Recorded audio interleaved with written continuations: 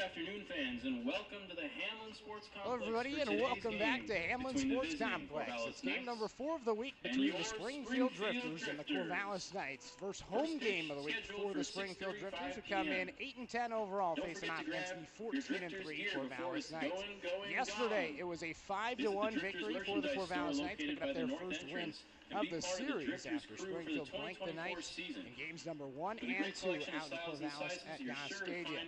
The Knights 14-3 now lead the WCL in total wins this season. The Drifters 8-10, crawling their way back out after a tough start. Started 3-9, won 5 straight, and then lost yesterday. Still, nonetheless, a Springfield team with a lot of momentum heading into this game against Corvallis. And the Drifters are hoping for a victory here today to win at least another game and then potentially split the series overall for the week and then potentially move on and win the series in terms of 6 games. The Drifters themselves, they already feel like they won a series, winning 2 of 3 in Corvallis. Now it's just a home, and home. Home today in Springfield, at Corvallis tomorrow, and then home in Springfield on Sunday. Earlier today, I talked with Assistant General Manager Kyle Whitty ahead of this game. We have the full interview here today on the Drifters live stream. Here is Assistant GM Kyle Whitty. Segment brought to you by North Coast Electric. And Kyle, yesterday wasn't the Drifters' day, but nonetheless a series victory against the Corvallis Knights. How important is that for the Springfield Drifters? I think it's huge, especially coming off that series sweep of Cowlitz, continuing that momentum against the best team in the league. It's big for us. You know, we've never taken 2 straight games in Corvallis. It might have been our first ever win in Corvallis, and to shut them out twice in a row. It's just a great momentum builder that we can carry on through the rest of the season. It is the first win in Corvallis, and then second win right after that. Back-to-back shutouts, the first time since 2017 that happened to the Corvallis Knights. So quite some time for a Corvallis Knights team that's historically been one of the best of the best, but nonetheless a good, impressive 5-game win streak, which in itself was a historic feat itself. Yeah, it's awesome. You know, the team's really coming together and gelling well. You know, I always enjoy walking in that locker room and see every guy hanging out with each other. We don't got guys off the side, so the team's really coming together, and I think you're going to see that with our performance on the field. Kyle, you have the title Assistant General Manager, but with that title, you have a lot of hats that you have to wear. Just talk a little bit about your job and what you do. Yeah, I do a lot of different stuff. So during our game days, I'm usually the first one here unlocking everything, making sure that we've got water, concessions, everything filled up, and then you'll see me, if you come to a game, you'll see me run around the stadium making sure that everything's running right, and if something's not running right, we're getting it fixed. So, but yeah, we got it. And then on the road, we got to make sure we got our buses ready, all our hotels ready, you know, uniforms washed for all the guys. There's a lot of different stuff that I didn't realize getting into this job, but you know, it's a great day every day, and you know, it's great to see the team coming together and getting some wins. I'm really excited. There's a lot of logistical duties that you have to have, and one of those is trying to plan promotions, working with a group of people to try to plan some of those promotions. What are some of those promotions coming up in the month of July? Well, we got a big one July 3rd, Wednesday. We're doing our fireworks show here, so kids 8 and under get in that one for free, but buy your tickets now because they're starting to sell out, but it's going to be awesome. We're going to shoot them off about 15 minutes after the game ends. It's really cool. We've never done those here before, so we're really excited for that. Along with some of our other promotions, we're doing a couple senior Sundays on July 7th and July 14th. On those days, anyone 65 and older can get into our game for free. So we're reaching out to different, you know, senior setters and senior living communities and trying to get them all out to the ballpark. So, you know, and then just if you check us out on social media, all that stuff gets posted out there, Drifters Baseball, and you can see what we've got going on in the month of July. So senior citizens, not seniors in high school or college. Yes, senior citizens, yes. So if you're 65 and older on those July 7th and July 14th game, come on down, you'll get into that game for free. Awesome. Let your grandparents know that they can come to the game and watch a nice game at the ballpark. Even just grandparents, but also parents as well. You know, you never know. Kyle, talk to me a little bit about this series against Corvallis. A little bit unique, playing them 6 times in a row, but back here at home today. Yeah, you know, when we were looking at that schedule, we knew it was going to be a tough week. Corvallis has always been one of the best teams in the league, but, you know, even though we dropped last night, I think that confidence of winning those first 2 games, you know, our guys think they can beat anyone. And so it's really good to see us come together, and I really think we can take another 2 out of 3 of them. Now, coming back at home, just overall, what have been your overall thoughts on just like the stadium atmosphere this year compared to last year and how things are going this season? It's awesome. I mean, we've gotten more fans, each game than we did last year, so it's great to see the community learning about us and coming out and watching games. And we like to pride ourselves that, we're not going to kill you price-wise. You can come get a cold beer and a hot dog, and it's not going to cost you $50. So, we want to keep everything family affordable. We're really big on promoting family stuff. So, but just seeing the community come together, there's season ticket holders who I've seen, both my years working here, seeing them every day, and then meeting new fans is always awesome. No doubt, no doubt. Lastly, Kyle, obviously beautiful facility out here at Hamlin Sports Complex. What is your favorite feature of this facility? Well, I think we have really nice locker rooms. That's really cool to have that opportunity for our guys to come in and they know they got their area and got all their stuff ready. The field is beautiful. It's a nice turf field in great condition. It's just everything. Our seats are nice and comfortable. There's not enough good things I can say about this ballpark. It's an amazing place to play, an amazing place to watch, and I'm really excited for what the future holds for us. Well, thank you, Kyle. Pregame segment brought to you by North Coast Electric. Great conversation with a great young man, Kyle Whitty, his second season as the assistant general manager of the Springfield Drifters. Game number 4 of the week between the Springfield Drifters and the Corvallis Knights. Springfield taking the first 2 games, Corvallis winning yesterday. We'll take a quick break, and when we come back, we'll introduce today's starting lineups here on the Drifters live stream.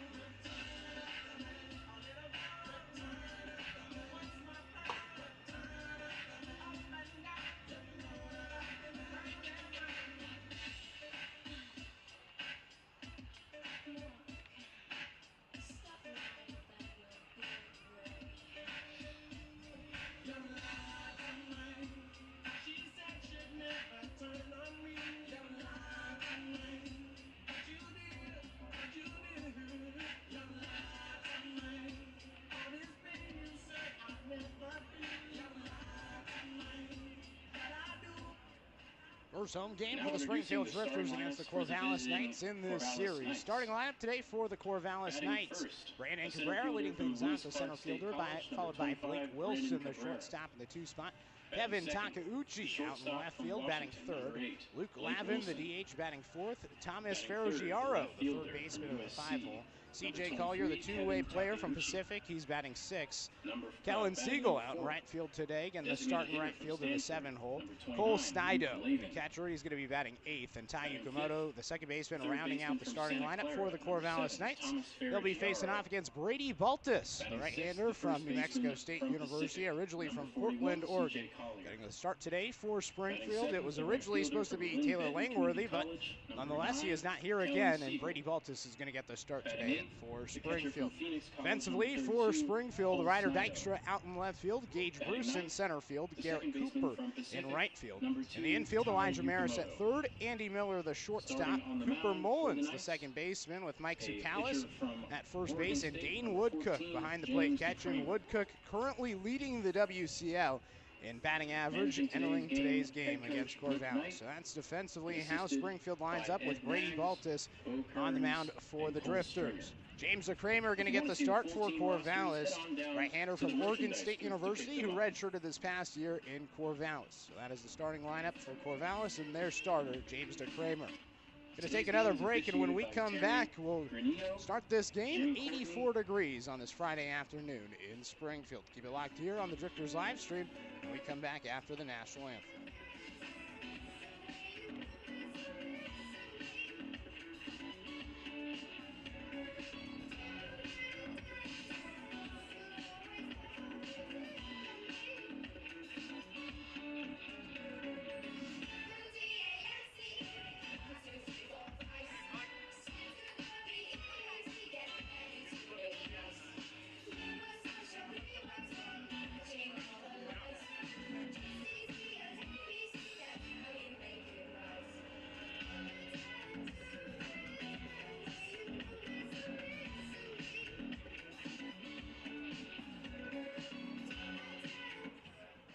We have a first pitch today from Corny Bronger, VP of Product and Supply for Richardson Caps.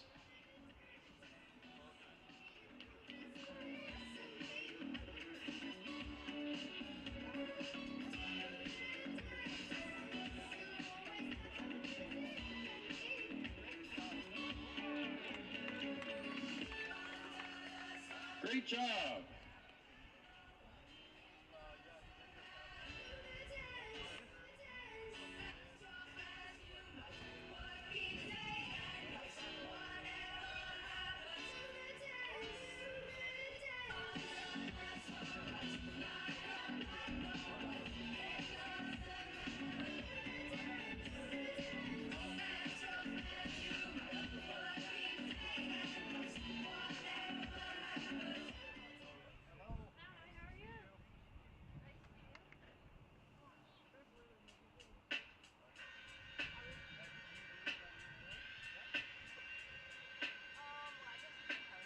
And now, the starting lineup for your Springfield Drifters. Batting first, the center fielder from Portland, number 19, Gage Bruce. Batting second, the third baseman from Linfield, number 9, Elijah Maris. Batting third, the right fielder from New Mexico State, number 12, Dane Woodcook. Batting fourth, the designated hitter from Lower Columbia College, number 30, Garrett Cooper. Batting fifth, the catcher from Seattle, number 33, Mike Zukalis. Batting sixth, the first baseman from Lane, number 5, Andy Miller. Batting seventh, the shortstop from Michigan, number 4, Cooper Mullins. Batting eighth, the left fielder from Oregon, number 44, Cale Pisano. Batting ninth, the second baseman from USC, number 21, Ryder Dykstra. And on the mound for your Drifters from New Mexico State, number 17, Brady Baltus. Managing today's game, Drifters skipper Alan Embry, as assisted by Leo Rivera, Rocco Ferrari, Matt Hubbs, and Sam Olson. Now, please rise and remove your caps for the singing, or for the playing of our national anthem.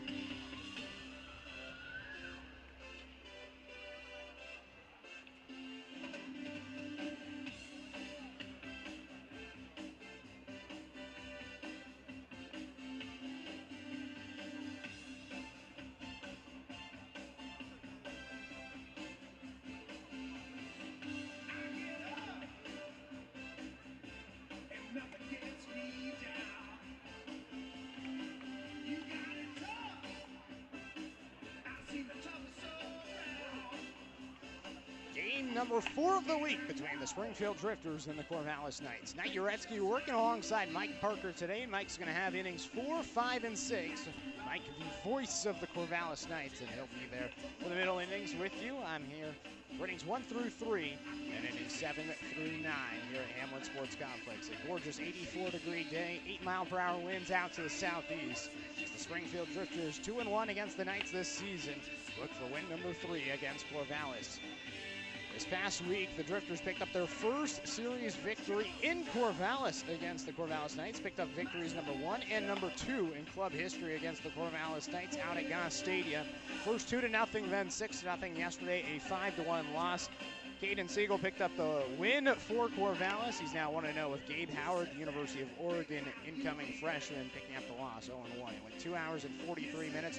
1,326 fans were in attendance at Goss Stadium on that Thursday evening game, and now the Drifters will look to tomorrow and today against the Corvallis Knights, hoping to win today and then win tomorrow to win the series for the second straight time against the Corvallis Knights. Brandon Cabrera going to be leading things off. The Knights today wearing red maroon jerseys, gray pants, black socks, and red hats with the C on it. Drifters today, the blue Drifters hat, the D on it, white jersey with Drifters across pants with the blue belt. Baltus on the bump. First pitch comes in, and it's a strike one underway. 3 minutes later than scheduled. 6:38 here on this Friday evening. Cabrera, the leadoff hitter for Corvallis. Yesterday went 1 for 4, a walk, a stolen base, and a run. The 0-1 to him. Looked at for a strike. 0-2. So Baltus getting the start for Springfield, right-hander out of New Mexico State, making his second start of the season, 3rd appearance overall for Springfield. No balls, 2 strikes. Here's the pitch. Nice swing. Did he go around? No, he did not. 1-2. Cabrera at the plate, a .305 average.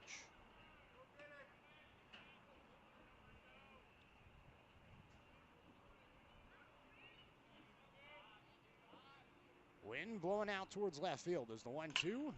Chopped up the middle. Diving play by Miller, and he couldn't slide to get it in time. Looked like he was going to lay out head first, decided to opt for the slide. Either way, Cabrera aboard with the leadoff single. The shortstop brings up Blake Wilson.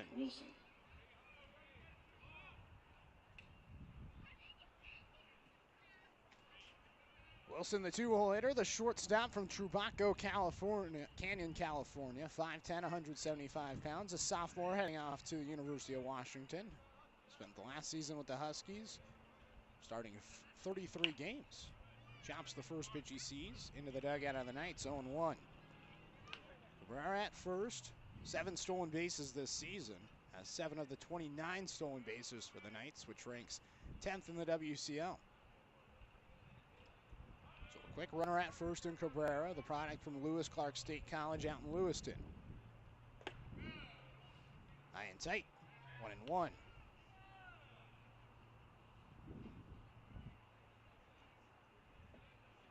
Jim Courtney behind the plate, calling balls and strikes. The home plate umpire, Terry Granillo, the field umpire. Throw back to first. Cabrera just back in time. Mike Sukalis keeping an eye on him. So first time getting Jim Courtney and Terry Granillo this season. The umpires' last 3 games have been the Anthonys, Anthony Artini and Anthony Brown. Baltus out of the stretch, 1-1, lifted in the air. Right field side, foul. 1-2. A little bit of a warm afternoon, 84 at first pitch. It was 86 degrees throughout the afternoon. Feels a little bit hotter here in Oregon with the sun beating down on you. Certainly a sight that's a little bit rare out here in Springfield. But during the summer, it's consistently in the 70s and 80s. Today, a perfect picture, summer day. Pitch high, runner trying to go, throw down to second. The tag by Mullins is in time to snag Cabrera. So 2 balls and 2 strikes to Wilson after the pitch missed high, but Cabrera out on the throw out from Woodcook, the catcher who settled in defensively this season. Woodcook at the start of the year struggled a little bit with pass balls, struggled on the defensive side of things, and then the addition to Sam Olson, his defensive play has steadily improved. Now he's doing it both ways, offensively and defensively. Taken down and away, now 3-2 to Blake Wilson. Talked to Dane a little bit about that, and I asked him after that Corvallis game, game number 1, where he had the pump fake to first base, the diving play to third base, and as the 3-2, it's a high chopper to third base. Maris left to the line, foul. He said that just having Sam around made him calm down a little bit. He said that Sam said that, you know, you're a Division I catcher, start acting like it. For him, he said that he was just thinking too much, and Sam realized that and said, you just need to slow things down. You need to take a breath and realize that you have the talent to play at the Division I level. There's a reason why you're at New Mexico State. And so that sat with him. He realized that there's more to baseball than just cracking baseballs with the bat, and so he started to pick things up a little bit from Olson defensively, and it certainly has paid off over the past week or so. 3 balls, 2 strikes, 1 out here in the top of the first inning. 0-0 the score. Brady Baltus winds. Payoff pitch. Fouled back. Wilson battling at the plate. 8 pitches and counting. This will be the 9th pitch from Baltus in this at bat.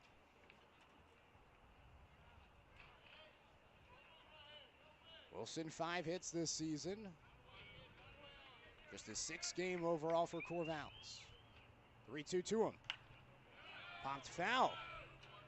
We'll have pitch number 10 coming up. So a battle start. Certainly in this series, we've seen some pitchers work pretty efficiently. In game number 1, Kyle Larson, he threw a Maddox. 94 pitches, 9 innings, 5 hits, no runs, and a complete game shutout. The first complete game shutout in Springfield Drifter history. And that was a trend that continued these past 2 days. Fouled off towards the third base side, and Wilson's battling. 5 foul-offs with 2 strikes in this at-bat. Who's going to win this battle? 11th pitch of the at-bat upcoming to Blake Wilson.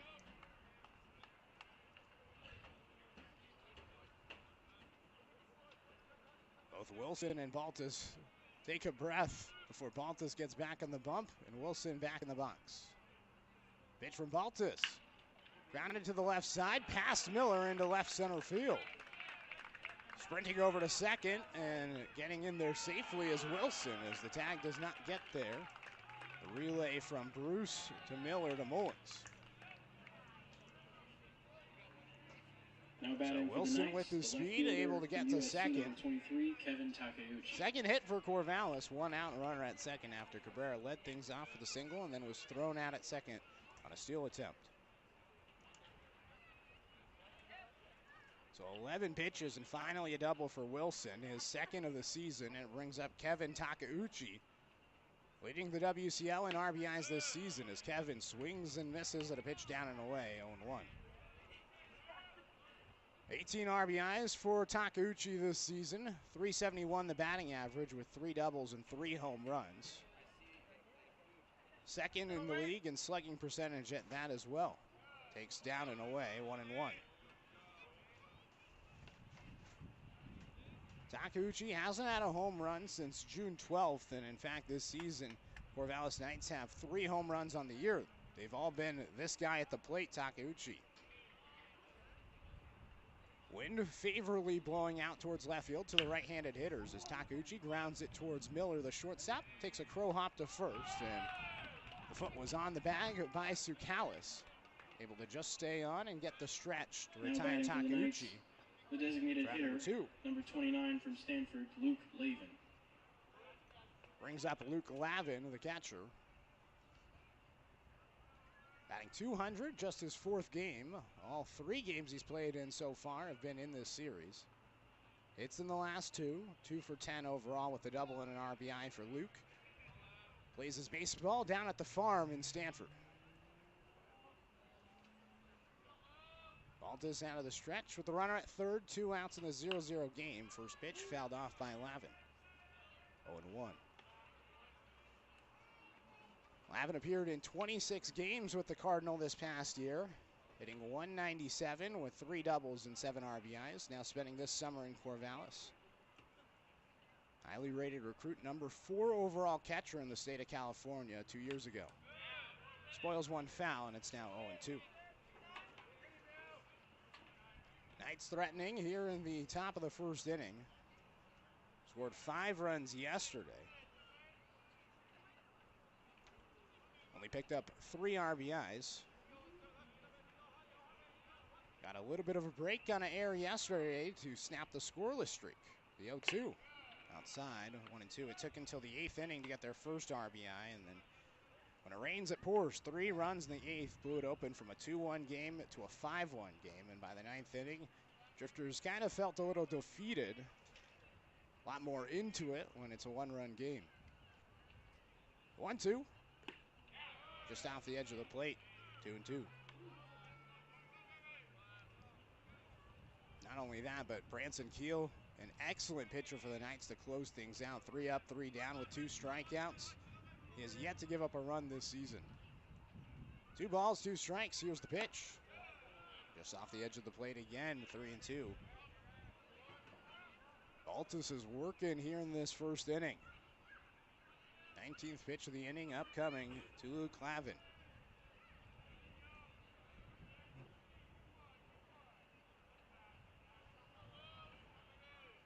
Payoff pitch. Grounded foul.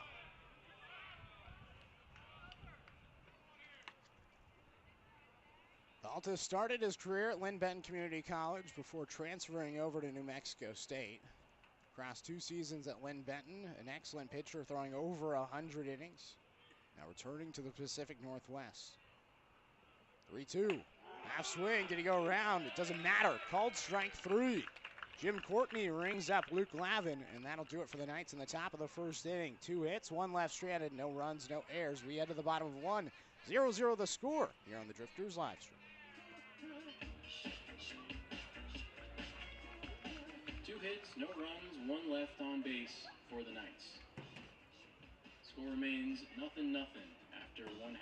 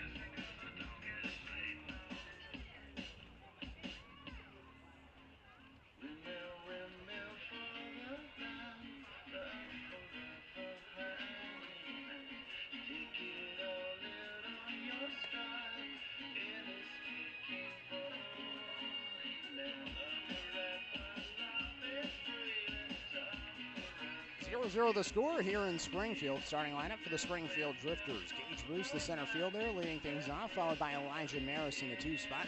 Dane Woodcook, the WCL leader in batting average, batting 3rd. Garrett Cooper, the right fielder, batting 4th. Mike Sukalis, the first baseman in the 5-hole.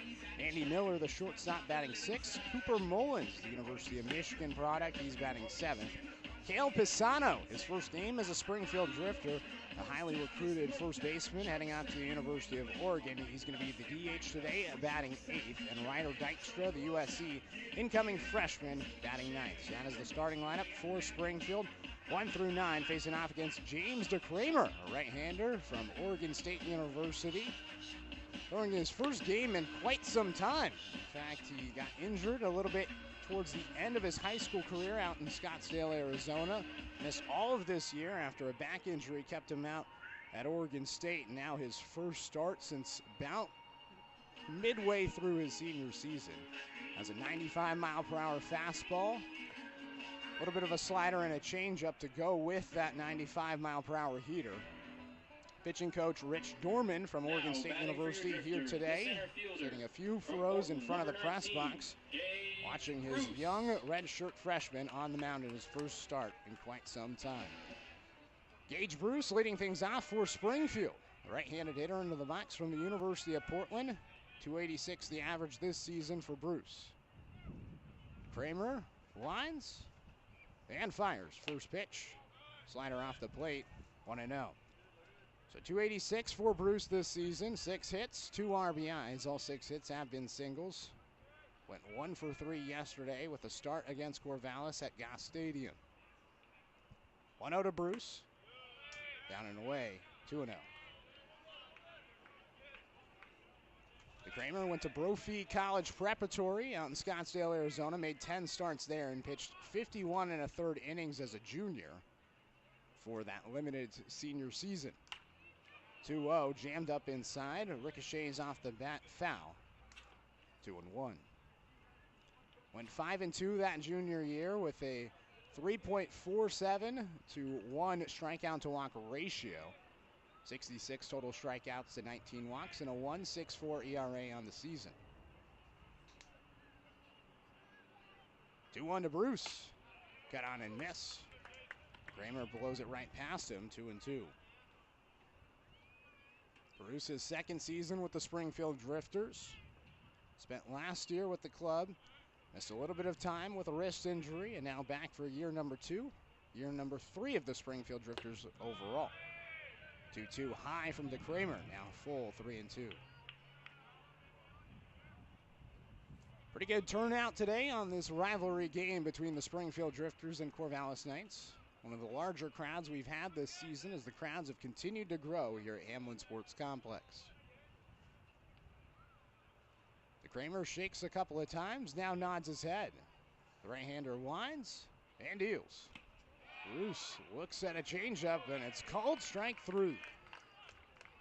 So DeCramer, his first start in over a year, starts with a strikeout looking to Gage Bruce. 1 away here in the bottom of the first, 0-0 the score. From Linfield, number 9, Elijah Maris. Brings up Elijah Maris, 2-hole hitter, senior at Linfield College, batting 190 this season for the Drifters. DeCramer asked for a new ball.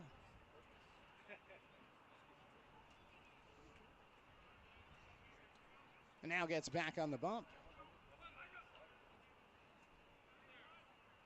Kramer winds, fires. Maris takes high on a slider.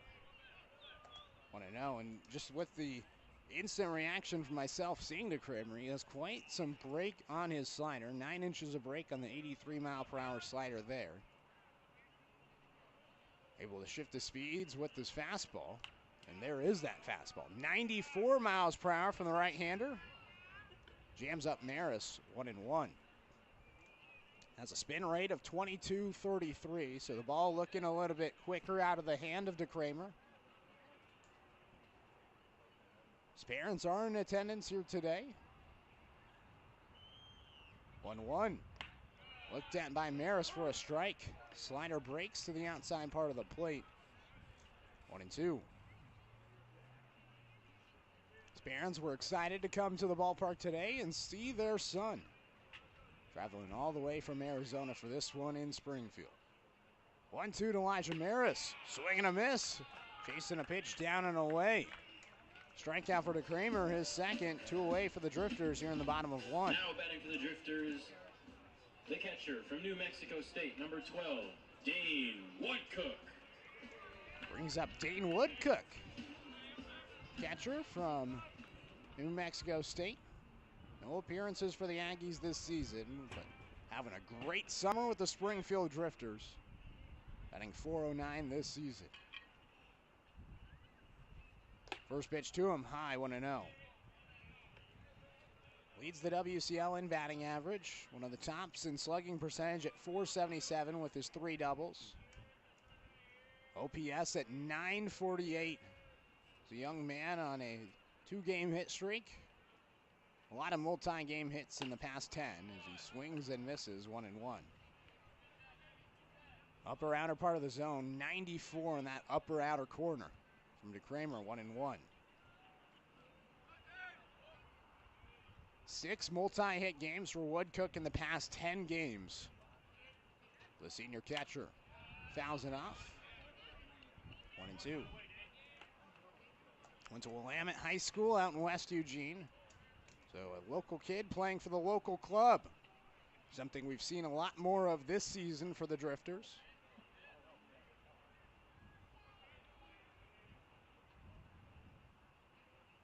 1-2. Swing and a miss. And that'll do it for Woodcook. A 3-strikeout inning for the Knights.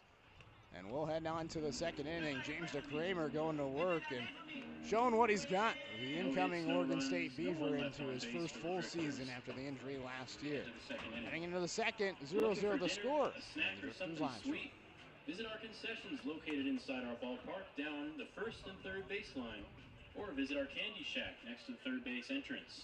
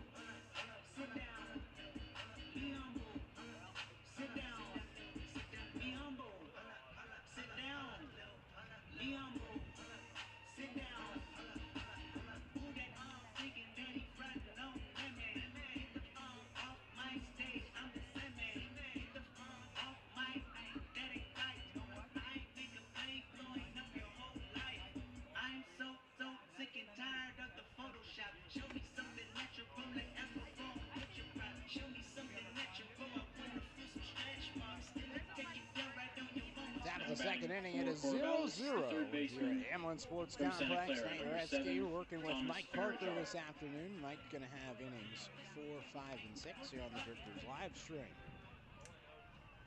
Thomas Ferrugaro to the plate, third baseman. Left-handed hitter facing off against Brady Baltus. First pitch. Outside. 1-0. Baltus able to keep the Knights scoreless in the first inning. James DeKramer for the Knights. What a phenomenal start for him. 3 strikeouts as Ferrugaro grounds one up the middle. High play by Mullins, the second baseman, who leaps fields and then throws to first to retire Ferrugaro for out number 1. Now batting for Corvallis, the first baseman from Pacific, number 41, C.J. Collier. Brings up C.J. Collier. 2 pitches and 1 out. A breath of fresh air for Brady Baltus, who threw 25 pitches in the opening frame. So here is C.J. Collier, first baseman for the Corvallis Knights. Powerful right-handed hitter. Cuts and misses. 1-1.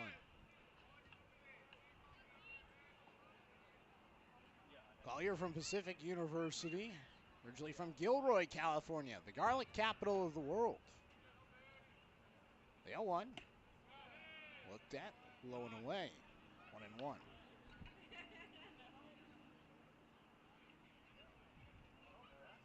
Collier, a two-way player for the Knights, has pitched in 3 games without giving up a run. Now his 14th game as a batter. Takes it high and inside. 2-1. At the plate, batting .220 with 11 hits, 2 doubles, 12 RBIs. 12 RBIs, top 20 in the WCL. So he's been efficient with his hits, been clutch as he flares one out towards shallow right field. Chasing after it is the first baseman, Corvallis, who makes an over-the-shoulder basket catch for out number 2.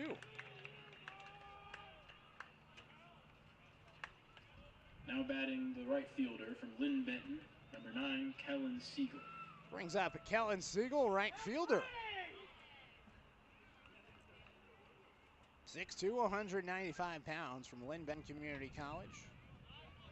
Appeared as a pinch runner yesterday for the Corvallis Knights, scoring in that 3-run 8th inning.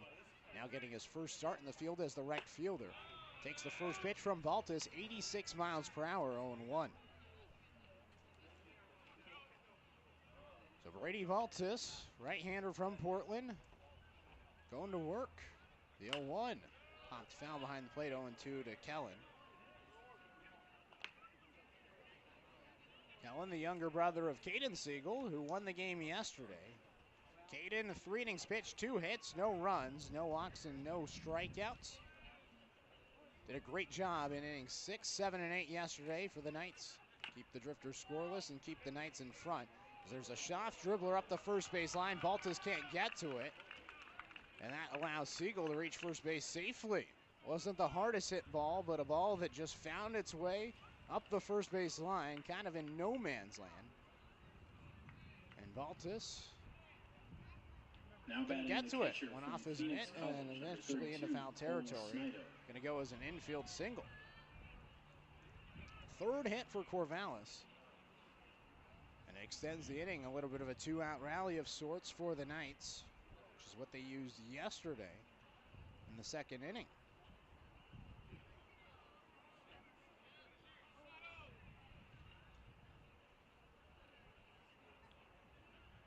First pitch to Cole Snido. 1-0. Snido, a junior from Phoenix College, originally from Portland, Oregon. His 11th game with the Knights this season, batting .267, 2 doubles, 4 RBIs with 5 walks. Gets jammed up and spoils it away, 1-1. Snido just wrapped up his 2nd season at Phoenix College, looking for a new home after a couple of years playing junior college baseball. Went where the weather suits his clothes, down in Phoenix, Arizona. A lot less rain than Portland as he lines the ball towards right field that drops down in front of Garrett Cooper, the right fielder, for a base hit. So back-to-back singles with 2 outs brings up Tai Yukamoto. Now batting, tough 9-hole hitter to face, the very experienced Corvallis Knight. Spent last year with the Knights after 2022 with the Bend Elks. Now his 2nd season in Corvallis. Off to a great start, batting .278, but has an on-base percentage of .459 thanks to 16 walks this season, which is 3rd in the WCL. Takes the first pitch high and away, 1-0. Yukamoto, originally from Hawaii, now playing at Pacific University in Forest Grove. 1-0. Lifted, foul. 1-1. Forest Grove, home to the world's largest barber pool. You can find that in Forest Grove, Oregon. Out northeast of Portland. A very beautiful area. A very beautiful university at that. Boxers have certainly got it going on in Division III baseball. Yukamoto lines the ball towards center field. Ranging over towards his right is Gage Bruce, who makes a low catch for out number 3. Couple of hits with 2 outs. Both are left stranded. No runs and no errors. We're through 1.5, heading to the bottom of the 2nd. 0-0 the score here on the Drifters live stream. The Knights. Score still 0-0 after 1.5. Fans, don't forget to grab your Drifters gear before it's gone. Visit the Drifters merchandise store located by the north entrance and be part of the Drifters crew for the 2024 season. With a great selection of styles and sizes, you'll be sure to find the perfect gear for the entire family.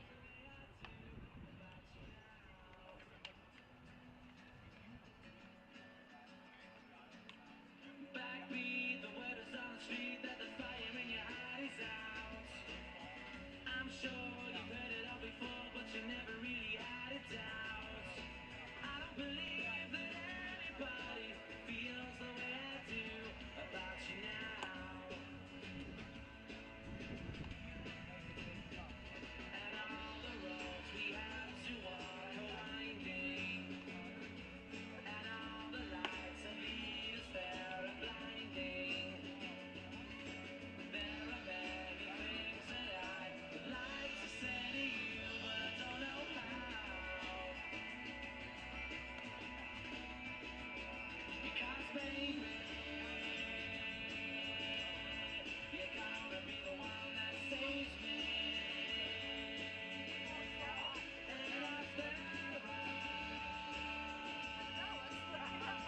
you're my wonder woman.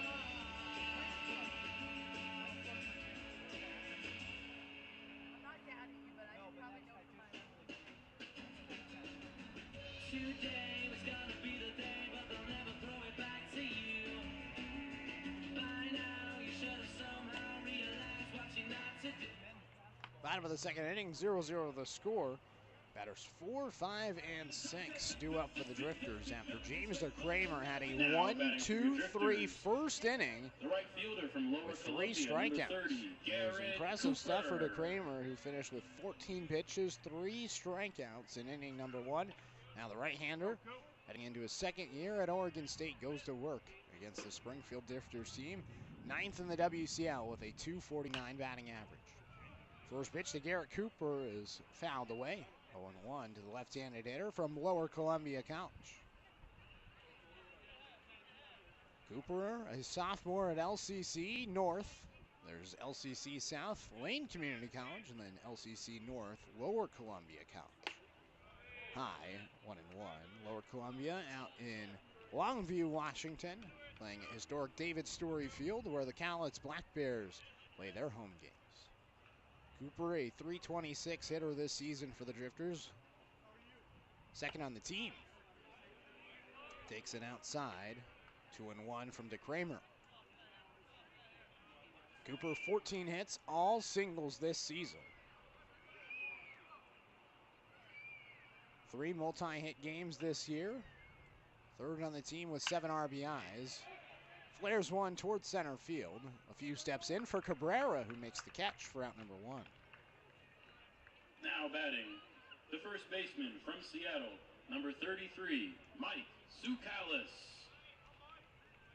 Brings up Mike Tsoukalis, .222 the average with 4 hits, a double across 6 games so far for Springfield. A junior at Seattle University, heading into his senior year. Lefty rattles the bat. First pitch from DeCramer is popped a mile in the sky towards shallow left center field. Cabrera, the center fielder, calls everyone off and makes the catch for out number 2. Back-to-back flyouts to center field, and it brings up Andy Miller. Now batting, the second baseman from Michigan, number 4, the shortstop from Lane, number 5, Andy Miller.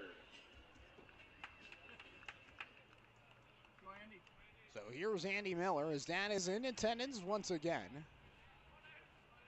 Regular here at Hamlin Sports Complex as Miller takes a strike, rolling in. 0-1, a nice slider this time from DeCramer. Breaks 11 inches, arm side to the far side. Chasing away to the right-handed hitters, and now goes back with the off-speed, a changeup down low and inside, and Miller goes over it, 0-2. Miller from Beaverton, Oregon, second season with the Springfield Drifters. .267 the average this year with 2 doubles, a triple, a home run, and 5 RBIs. The 0-2 to Andy, above the letters. 1-2. 3 straight off-speed pitches from DeCramer, who's yet to throw his 94, 95 mile per hour fastball. to the starting shortstop in Andy Miller. The 1-2 offering, here it is. Half swing, Miller went around. Terry Granillo calls out Miller, and that's strikeout number 4 for Mr. James DeCramer, who has just shut down the Drifters. 6 up, 6 down. We head on to the 3rd inning. 0-0 the score here at Hamlin Sports Complex on the Drifters. No runs, no hits, no one left on base for the Drifters.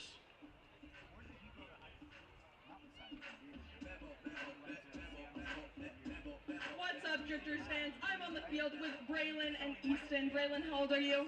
13. Easton, how old are you? 13. Even matchup today. Braylon and Easton are going to do our water bottle chug race. So we're going to see who can finish a full water bottle faster. Easton and Braylon, are you guys ready? Yeah? Okay, you can start drinking in 3, 2, 1. Go, go. Yeah, good start, Easton. Cheer 'em on, guys. Keep it up, keep going. I think Braylon's got the strategy down. Keep it up, guys. One more sip, Braylon. You got it. Yeah, and Braylon's our winner today. Nice job, Braylon. You guys both get prizes just for participating. Give them one more round of applause.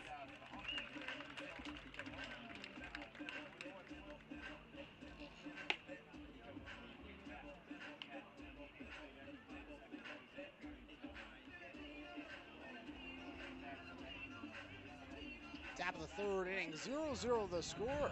Corvallis Knights and Springfield Drifters tied at 0. Top of the order, 2 up. Brandon Cabrera, Blake Wilson, Kevin Takeuchi for the Corvallis Knights.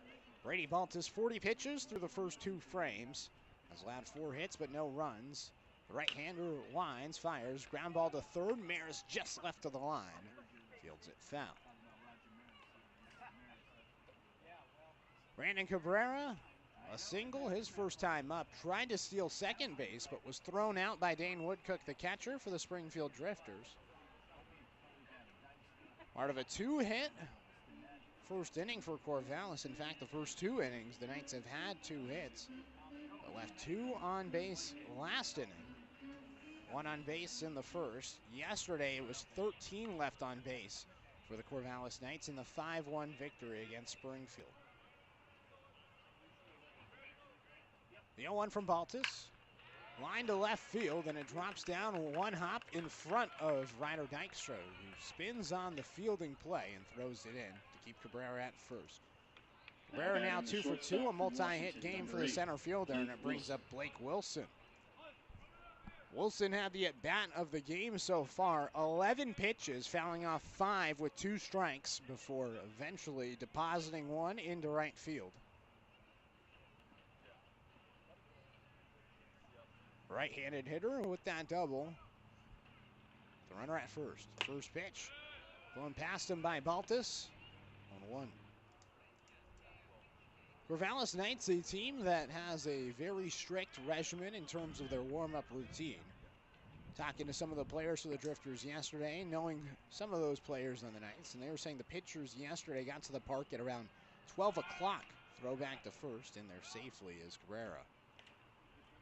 It's 12 o'clock for a 6:35 game, and they had to work for most of the afternoon up until the start of the game. Today, when the Knights got here, it was a uniform routine. Swing and a miss on a pitch inside. Now 2-2. The entire Knights team was along the back wall, stretching together, and then something that I myself had not seen before. After they were done with stretches and warm-ups, they all got together in a circle, and they had to all hug each other. Everybody had to go around hugging everybody to end the warm-up. The 0-2 high, 1-2. I asked one of our coaches for the Springfield Drifters, Leo Rivera, who's in the booth with me at the time, I said, have you ever seen that in baseball? He said, I haven't seen that, period. Our group circle hug sesh. But it's certainly a way to build some camaraderie with the team. Let everybody know that you're on the same side as them. 1-2. Just off the edge of the plate now, 2-2.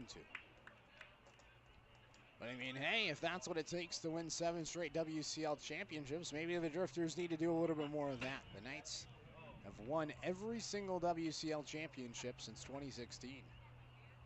Only year they did not was the COVID year. They did not have a WCL season. Fouled back 2-2. It's a great quest for 8. They're off to a great start this season. Statistically, even better than last season. The 14-3 start for Corvallis this year, one of the tops all time for the Knights. Started 13-1 before the Drifters got the better of them in games number 1 and 2 of this series. 2-2. A little bit high. 3-2. The Knights team that prior to the loss against Springfield, their only loss came against Yakima Valley, and it was a walk-off hit for the Pippins on a very bizarre play. Bases loaded, 2 outs, and it was just a dribbler up the third base side on a half swing. 3-2 fouled off by Wilson, who just continues to battle against Baltus.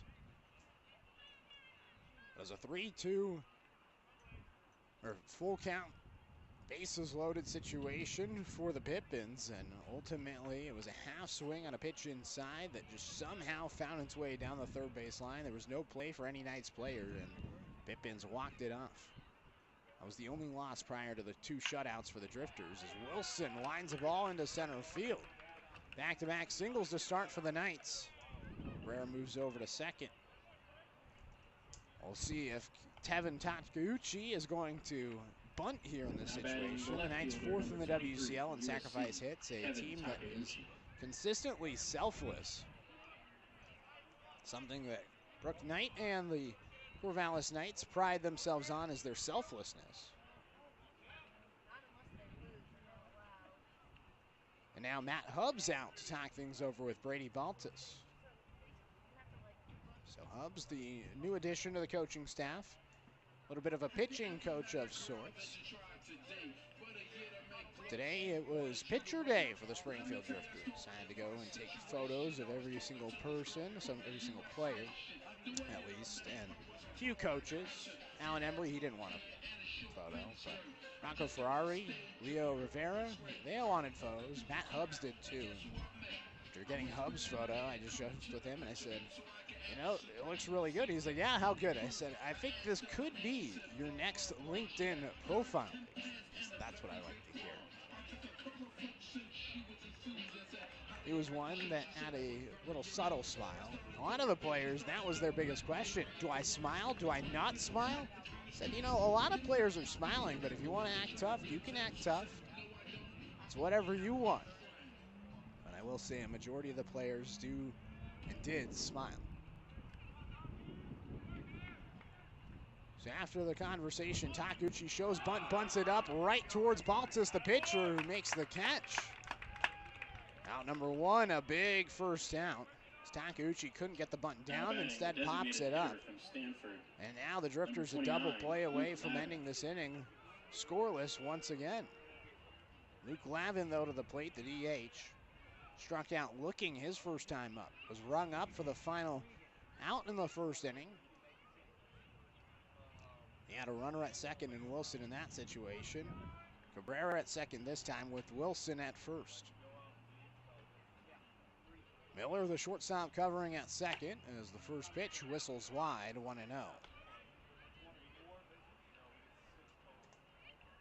So the photos we took today will be on Point Streak later on this weekend. Have all the beautiful photos from the Springfield Drifters.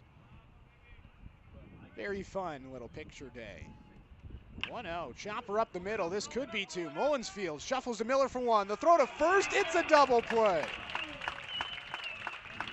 4-6-3 DP, a twin killer to retire the Knights after back-to-back singles. It's a pop-up and a ground ball, 4-2. 1 left stranded, no runs and no errors after the 2 hits. Heading to the bottom of 3, 0-0 the score here on the Drifters live stream. For the Knights. Still scoreless after 2.5. Fans, please be aware that baseballs can fly into our stands and concourse at any time. We ask you exercise vigilance against being hit by batted or thrown balls. Parents, please safeguard the welfare of young children accompanying you to the game. Stay up to date with the Springfield Drifters all season long by following your team on Facebook, Instagram, and Twitters at Drifters B-Ball. You can also follow us on YouTube at Drifters Baseball and on TikTok at Springfield.drift.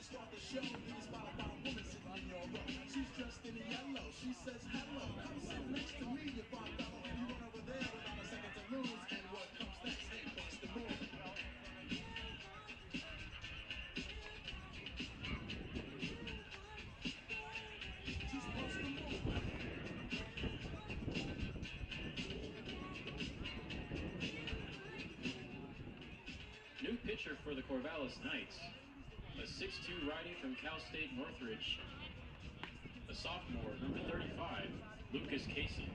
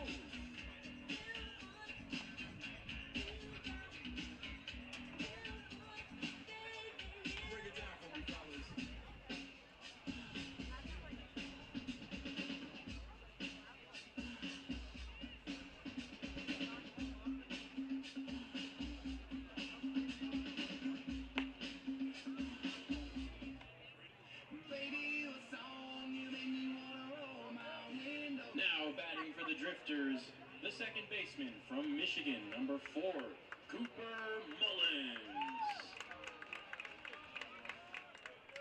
New pitcher in the game for the Corvallis Knights as we begin the bottom of the third inning. 6 hits so far for the Knights, but no runs to show for it. Drifters still searching for their first hit as a new pitcher's in the game. Lucas Casey, a right-hander from Cal State Northridge, who throws a first pitch down and inside, 91 miles per hour from Casey. And a Cooper Mullins 1-0. Mullins the second baseman, followed by Cale Pisano and Ryder Dykstra. Bottom of the order for the Drifters after James DeCramer was excellent through the first 2 innings. Mullins fouls off the 1-0, and it's now 1-1.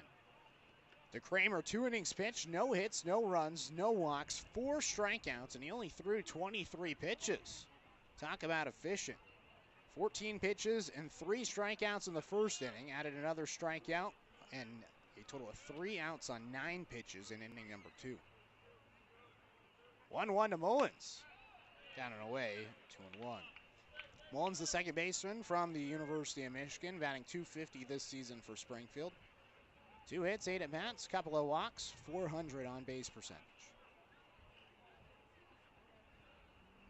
2-1 to him. Line towards center field, dropping quickly, and it drops down for a base hit. Mullins picks up hit number 3 of the season, and it brings up Cale Pisano, his Springfield Drifters debut. Big, powerful, left-handed hitter. I'll tell you what, he does not look like an 18-year-old. 6'3", 220 pounds. He just physically dominates you when you're having a conversation, just looking right over you. Has a tattoo up his right arm, and he just looks like a lot older than 18 years old. This is the number 3 overall recruit in the state of Oregon, the top first base product in the state. Top first base recruit as he takes it down and away, 1-0. Gets the start at DH today, so we have yet to see him at first base. Well, I'm sure he'll get some reps this season. Mike Tsoukalis getting the start at first base today. Good return to the lineup for Tsoukalis as he goes down low, 2-0 to Pisano. Tsoukalis was hit in the helmet and the face a couple of games ago against Corvallis. It hit the earlobe of the batting helmet and then ricocheted up and hit him in the upper portion of the cheek. It was a little bit swollen the past 2 days, but he was good to go today. 2-0, fouled off at the plate. Pisano was golfing down low, 2-1. But Tsoukalis back and ready to go today. He said yesterday it was a little sore, but probably could have played. They gave him the day off, and yesterday it was Jack Pepper getting the start at first base. Andrew Gunna out of the lineup today, the DH yesterday, and now Pisano, his first start with the Drifters. Back to first base. Cooper Mullins in there safely. Mullins this season, no stolen bases with the Drifters. Had none at Michigan this past spring. 2 balls, 1 strike. Pitch from Casey. Half swing, and it bounces off the bat towards the third base side, 2-2. So Casey, a sophomore from Tucson, Arizona at Cal State Northridge, appearing for the 3rd time this season. Had 1 start under his belt. That came against Yakima Valley. Picked up a win against Port Angeles in the 4-3 victory against the Lefties on June 14th. 2-2. It's Pisano. He's heading to first base with a hit by pitch. Mullins moves over to second, and the Drifters are in business here in the 3rd. 0-0 the score, and now Ryder Dykstra to the plate. The left fielder from USC, number 21. Knights had a similar situation in the top of the 3rd. 2 on, nobody out. It was Kevin Takeuchi showing bunt and trying to lay one down to advance the runners into scoring position. He popped it up to the pitcher. And then after that, it was a 4-6-3 double play to end the top half of this inning. Let's see if Dykstra shows bunt here. He does not, and it's inside 1-0. And that's one of the many differences between Tommy Richards and Alan Embry. Last year, and really throughout the Bushnell season and the Drifters seasons, if there was runners at first and second, nobody out, you were always going to show bunt. That was at least the rule under Coach Richards. Hasn't been the case this season as much. 1-0. Dykstra shows bunt this time and bunts it up the third base side. And it's been that way this season. It's been about 50-50 under Coach Embry, whether or not the Drifters are going to show bunt in this situation. The analytics will favor the bunt, but the Drifters kind of 50-50 on it this season under Coach Embry. Rocco Ferrari, the third base coach. Matt Hubbs at first base. 1-1. Dykstra shows bunt, couldn't get it down, throw back to second. Mullins just gets back. Really close play with Wilson, the shortstop, covering. Mullins was inching towards third base, hoping that Dykstra could get the bunt down. He did not. Now it's 1-2. Mullins thankful to just get back to second base safely. Casey set at the waist, looks towards second. The 1-2 to Dykstra. Down low, gets past Snido, and both runners are going to advance. So Snido, a little bit of trouble on a pitch down low. Big breaking ball, 20 inches of break on an 80-mile-per-hour slider. But Snido couldn't corral it, and now 2 in scoring position, nobody out, and a 2-2 count to Ryder Dykstra. Drifters looking to strike first here in the bottom of the 3rd. The 2-2. Dykstra takes high and away, and the count's gone full.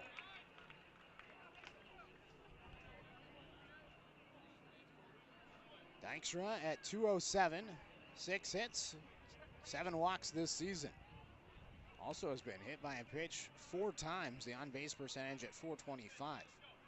Hit by pitches, one of the top in the WCL. 3-2. Chases a pitch that's elevated on the outside portion of the plate. Strikeout for Casey. That's the 5th time in 9 batters the Drifters have gone down on strikes. The center fielder from Portland, number 19, Gage Bruce.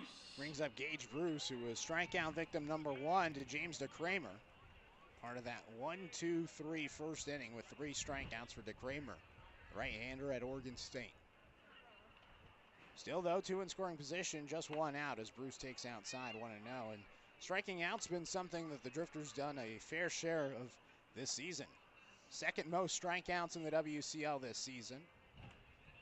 They walk at the 9th highest rate. And the batting average 9th overall. 1-0. Bruce jammed up, dribbler up the middle, and they say it went off of his foot. Would have for sure scored Mullins from third base. Instead, it's a foul ball, 1-1. Still a little bit of that breeze blowing out towards left field. 8 miles per hour, northwest to southeast. Traditionally this season, the wind has died down as the game has moved on. 1-1. Bruce a late swing and fouls it off the catcher's mask of Snido, 1-2. So Casey looking to get another strikeout here. With a big second out on the board with 2 in scoring position. Mullins at third. Bassano at second. 1-2. Bruce half swing. He went around. Back-to-back strikeouts for Casey. 2 on. Now batting the third baseman from Linfield College, number 9, Elijah Brings up Elijah Maris. Looking for a clutch hit here. Knights looking to escape this third inning without surrendering a run. Drifters still just 1 hit. It came with the leadoff single to Cooper Mullins. First pitch to Maris. In for a strike. Able to paint it on the inside portion of the plate. About waist high to Maris, 0-1.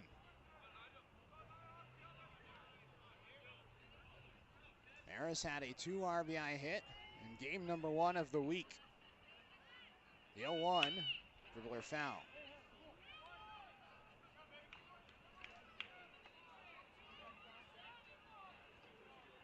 Now 6 RBIs this season for Springfield. Finished with 35 RBIs this past spring at Linfield. No balls, 2 strikes for Lucas Casey.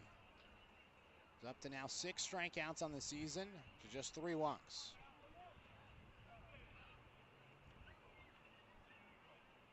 Oh, 2 to Maris. Down and away. Nice play by Snido. Keeping it in front of him.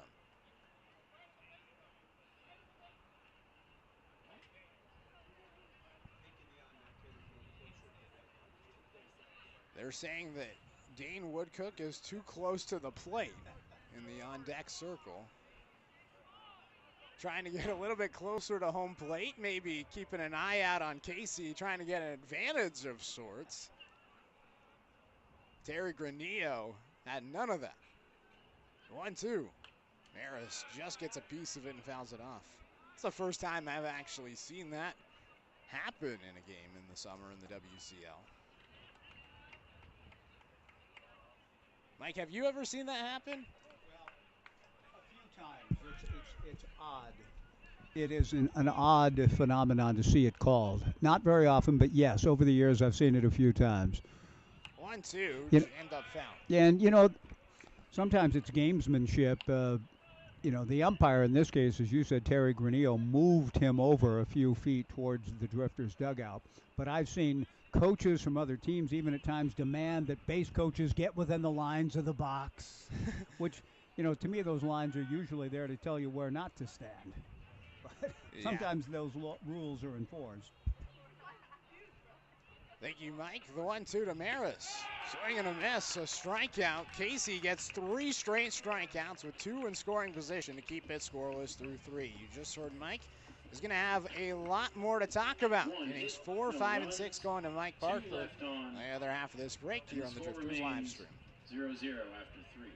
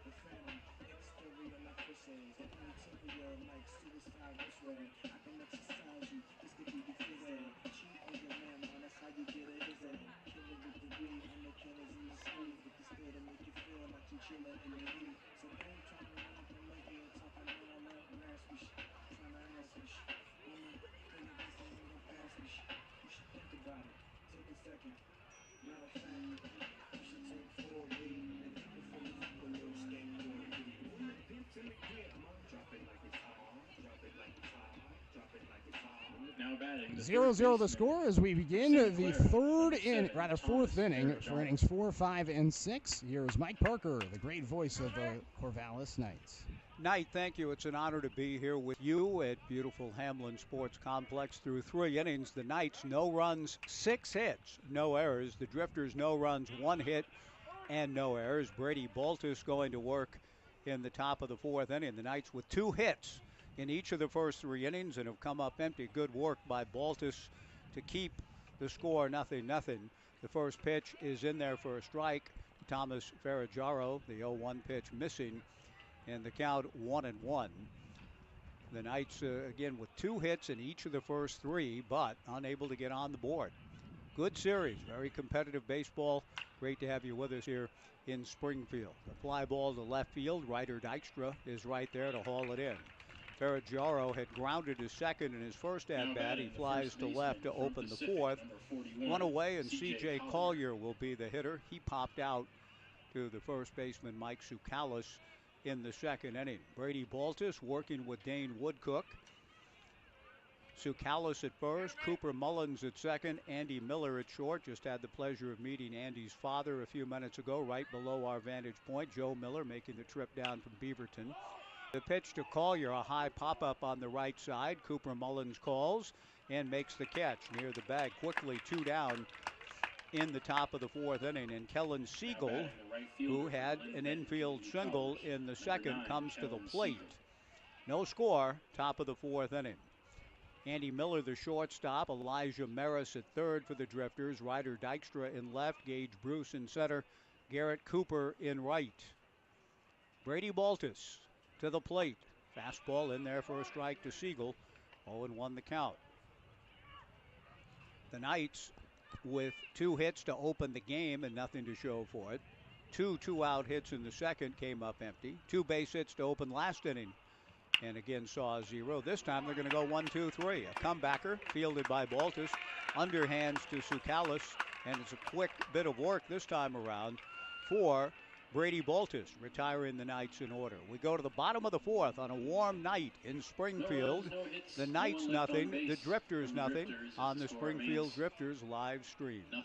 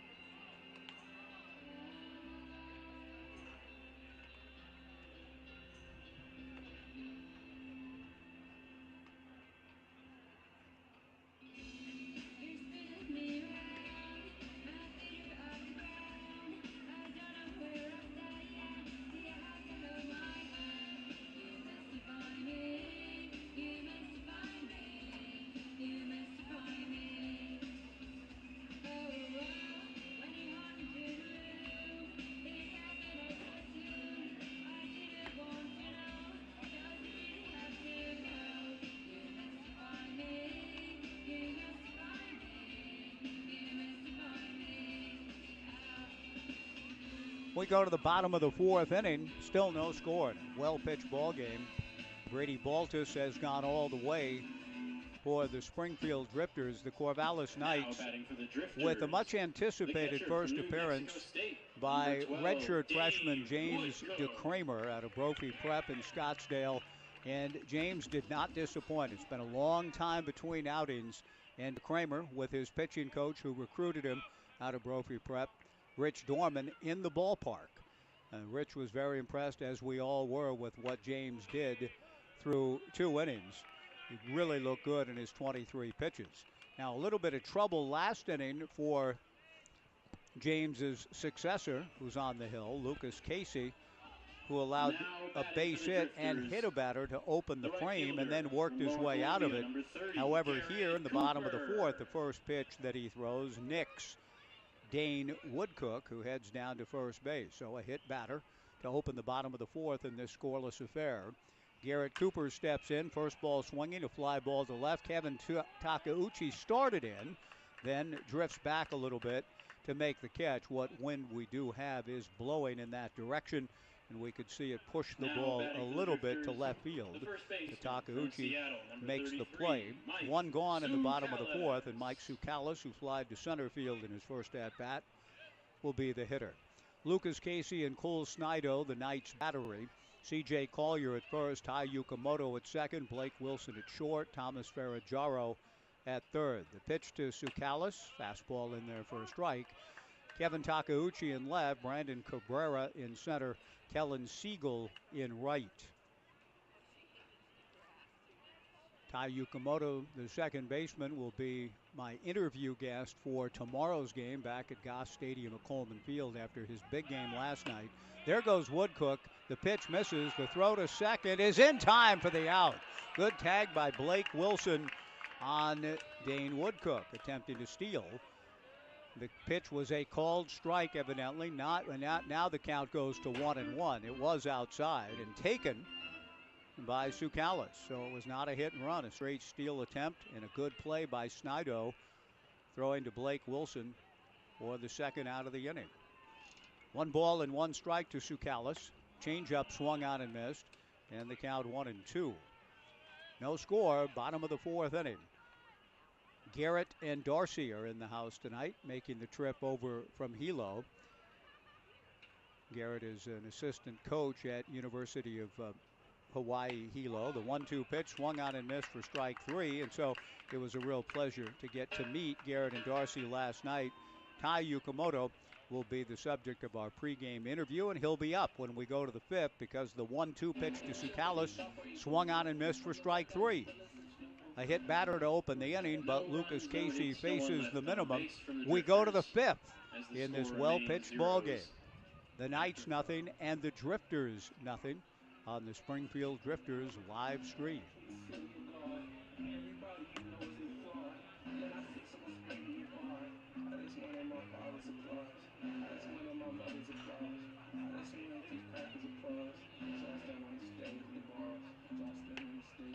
Reminder to stay cool tonight as the summer gets hotter. Make sure to check out our ice cream over at... Fans who are going to do an umpire impression competition for us tonight.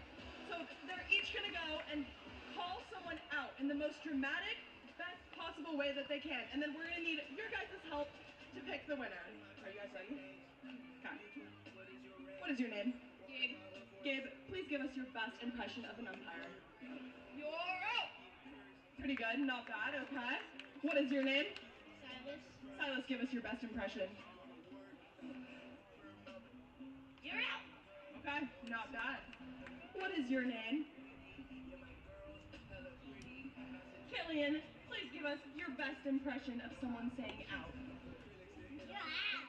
There we go, all right. Okay, everyone please clap if you think Silas gave the best impression. Okay. What about Gabe? All right, not bad. What about Killian? Oh, yeah, there we go. Killian is our clear winner tonight. Good job, Killian. You guys all get prizes tonight just for playing.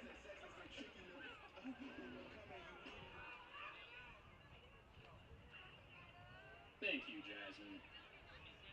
And now batting for the Knights, the catcher number 32. Really fun Phoenix on-field College, promotion Cole here Snider. at Hamlin Sports Complex. And the players and coaches all sort of waiting for the youngsters, and Jasmine, the on-field voice for the Drifters, heading off the field. But a lot of fun at the ballpark, a lot of young people here, a lot of Drifters caps around, a tremendous atmosphere for this third-year franchise, which we certainly hope this is an indication of the types of summer nights ahead in this community. A good crowd and a lot of fun to be here on a beautiful night for baseball. Cole Snido takes a first pitch strike from Brady Baltus, swings at the 0-1 pitch, a soft liner, and a diving catch in foul territory by Elijah Maris, falling into foul grounds to his right to haul it in. Now batting, one away the in the top of the fifth inning, no score. And Tai Yukamoto, the aforementioned, will be the batter, and Tai will be our pregame show guest tomorrow night. Remember, it's a 7:05 start tomorrow. The Metro All-Star Series going on, beginning at 3 o'clock at Goff Stadium at Coleman Field, hence the later start than our usual 6:35.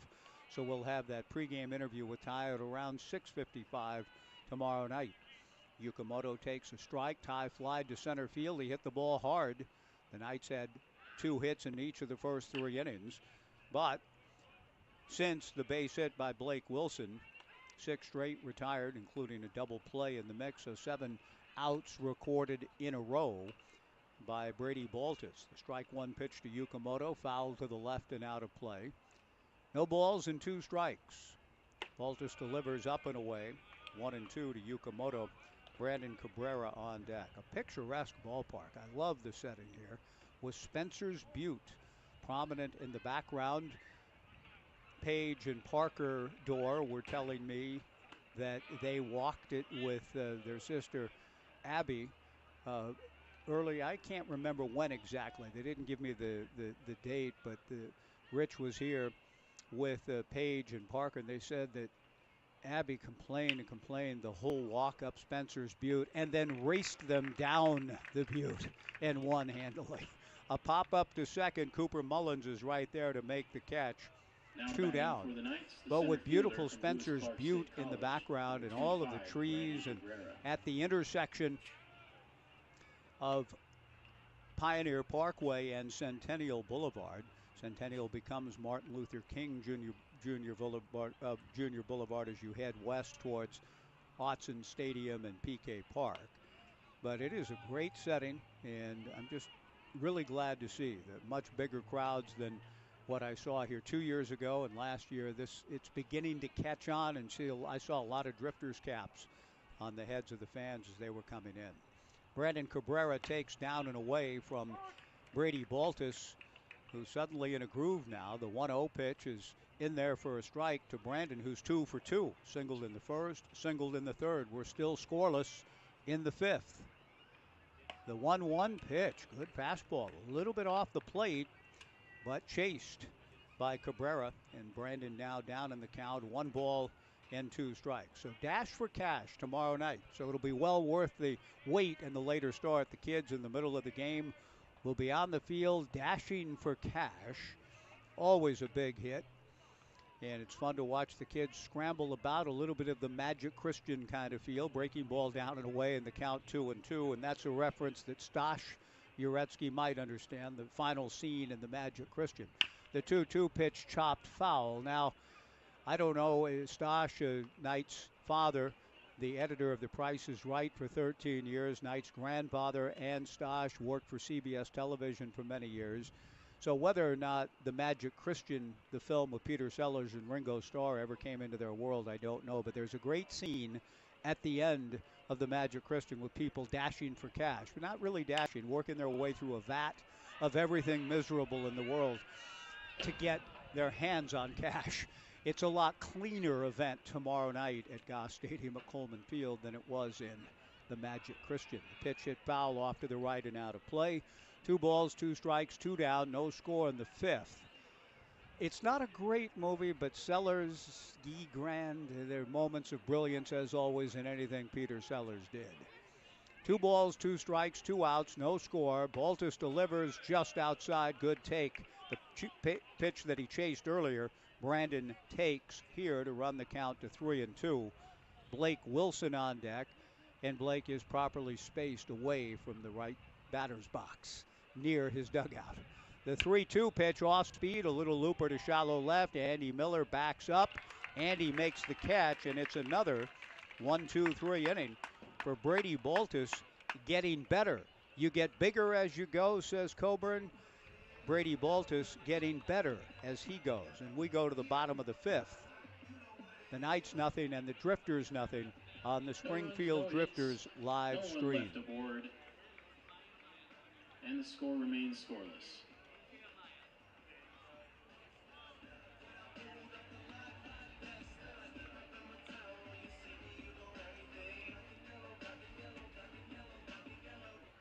Special shout out to all our Drifters Helping Kids sponsors. This year, all Springfield School District students will get into the game for free this summer. Do you want to be like a drifter? Well, you can train like a drifter. Come work out with our players at West Coast Strength here in Eugene. West Coast Strength is our workout partner, and they could be yours. Visit them at their Delta Center location. Who knows? You might be a drifter ball player someday.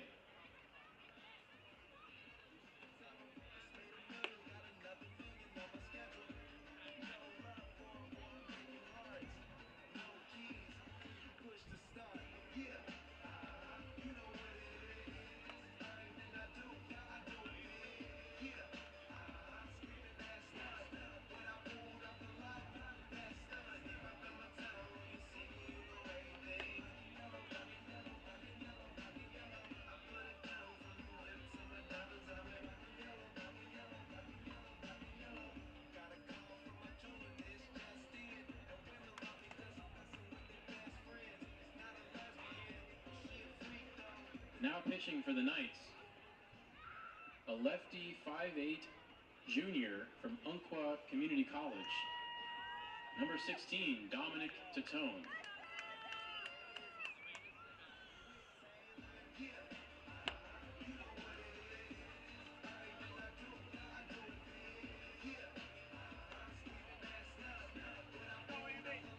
Bottom of the 5th inning at beautiful Hamlin Sports Complex in Springfield, no score.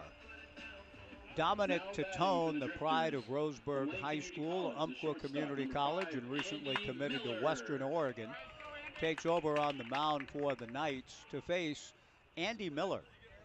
Andy, who, as I mentioned, had the pleasure of meeting his father earlier tonight, sitting right below our press box vantage point. Here's truly Mike Parker along with Knight Jarecki. Andy hits a one-hopper to his opposite number. Blake Wilson gets on top of it and throws a strike to get Andy. One away on the first pitch from Dominic Tatone. This one moving right along here at Hamlin Sports Complex. 325 down both lines here. 375 to the alleys. 390 feet to straightaway center. Cooper Mullins single to center field in the 3rd, left on left with Tatone coming to the plate. Breaking ball in there for a strike. 0-1 the count to Cooper. The co-owners of the Drifters franchise, Ike Olson and Kelly Richardson. Ike with Olson Electric, Kelly Richardson, Richardson Sports Apparel. There is an event going on tonight, a private event with Kelly Richardson in the house with employees and friends of Richardson Sports Apparel, adding to the atmospherics tonight here at Hamlin Sports Complex. The pitch missing to Cooper, the count 1-1. Tatone comes back and delivers a strike on the outside corner. 1-2 to Cooper Mullins. One out, nobody on, no score. Bottom of the 5th inning. The clubs continue this 6-game series tomorrow night. 7:05 Dash for Cash, not presented by Guy Grand, but by State Farm Insurance of the Mid-Valley. Good slider on the 1-2 pitch taken. Strike 3 called. 2 down. And Cale Pisano, the hitter. University of Oregon bound, big kid out of Clackamas High School, left-handed hitter. Cale was hit by a pitch in the 3rd inning by Lucas Casey. Again, James DeCramer made his Knights debut tonight, and it was impressive. Touch 96, mixed. A really nasty slider, an effective changeup, got strikeout swinging and looking at his change. Tatone's first pitch in there for a strike to Cale Pisano. No balls and a strike, 2 outs, nobody on. Tatone back to the plate, drops a breaking ball in for strike 2. And Dominic jumps ahead of Cale Pisano, no balls and 2 strikes with 2 down and nobody on. Ryder Dykstra on deck. Tatone looking for a 1-2-3 frame. The 5'8 lefty delivers and gets it. Strike 3 called on the breaking ball, and an outstanding inning for Dominic Tatone. And the accent on pitching continues here tonight in Springfield as we go to the 6th. The Knights nothing and the Drifters nothing on the Springfield Drifters live stream. No one left on base for the Drifters. Score remains 0-0.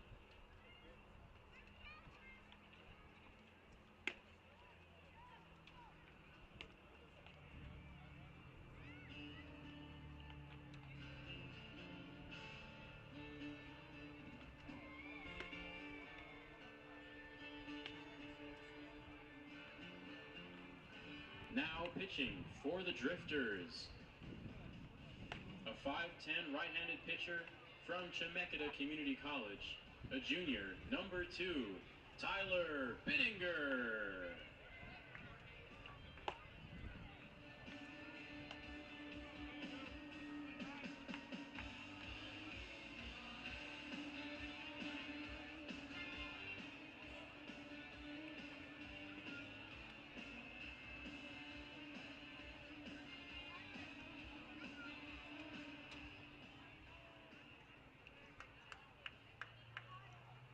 Top of the 6th inning, no score.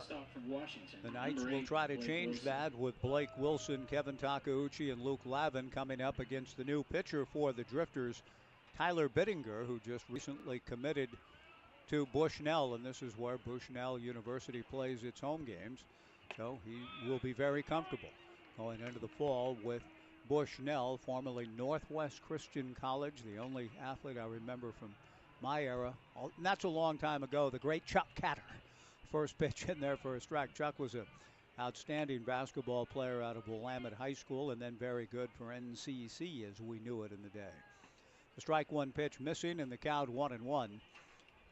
Blake Wilson is 2 for 2 and now 3 for 3. A line drive, base hit to right field. And he's used the entire Hamlin Sports Complex. The throw back in is a little bit on the lazy side and gets by Andy Miller, and good base running by Blake Wilson.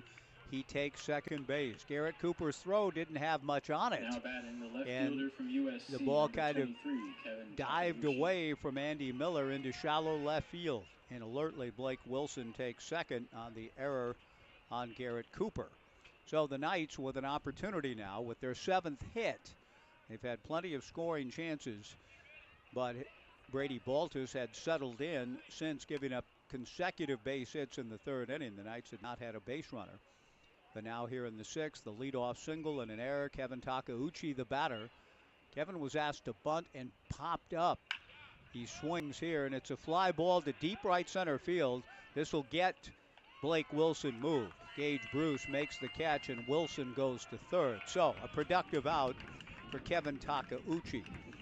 With 1st and 2nd and nobody out in the 3rd, Brooke Knight asked Kevin to bunt, and he bunted the first pitch in the air, and that effectively killed the inning with Brady Baltus making the catch, and the Knights ended up scoreless in that frame.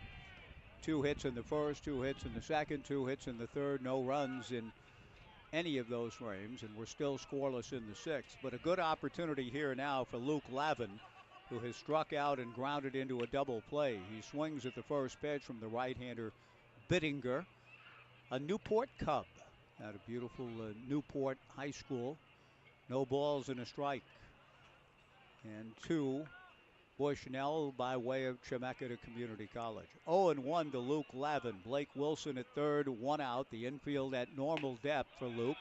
Fastball from Bittinger misses inside. Bittinger is not a big kid, but he's wiry and has a loose arm, good loose arm action, and has touched, according to Knight, 91, so he's firm enough. He works out of the stretch with Wilson at third and one out. A fly ball to center. This will get Blake Wilson home. Gage Bruce goes back, makes the catch. Blake tags, and Blake scores. A sacrifice fly for Luke Lavin, and the Knights lead it 1-0.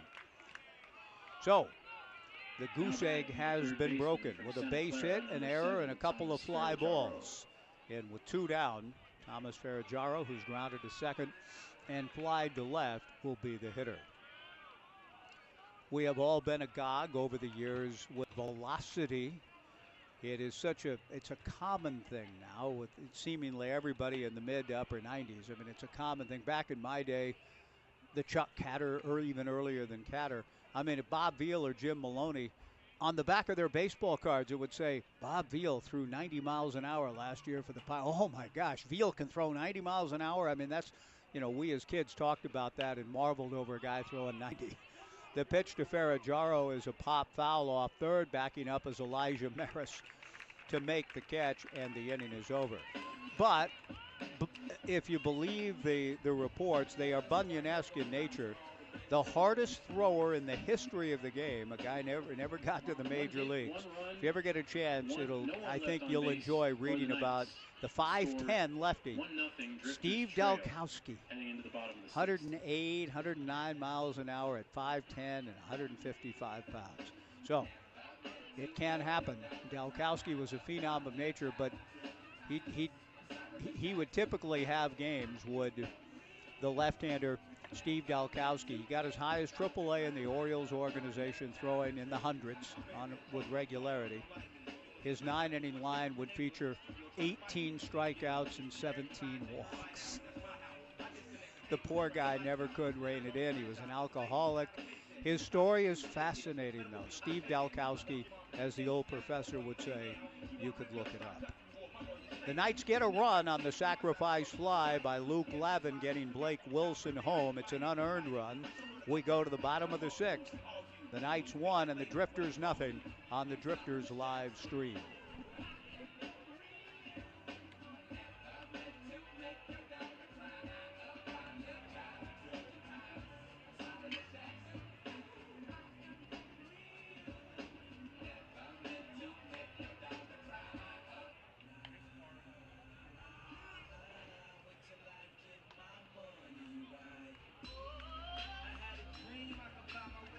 Now batting for the Drifters, the left fielder from USC, number 21, Ryder Dykstra.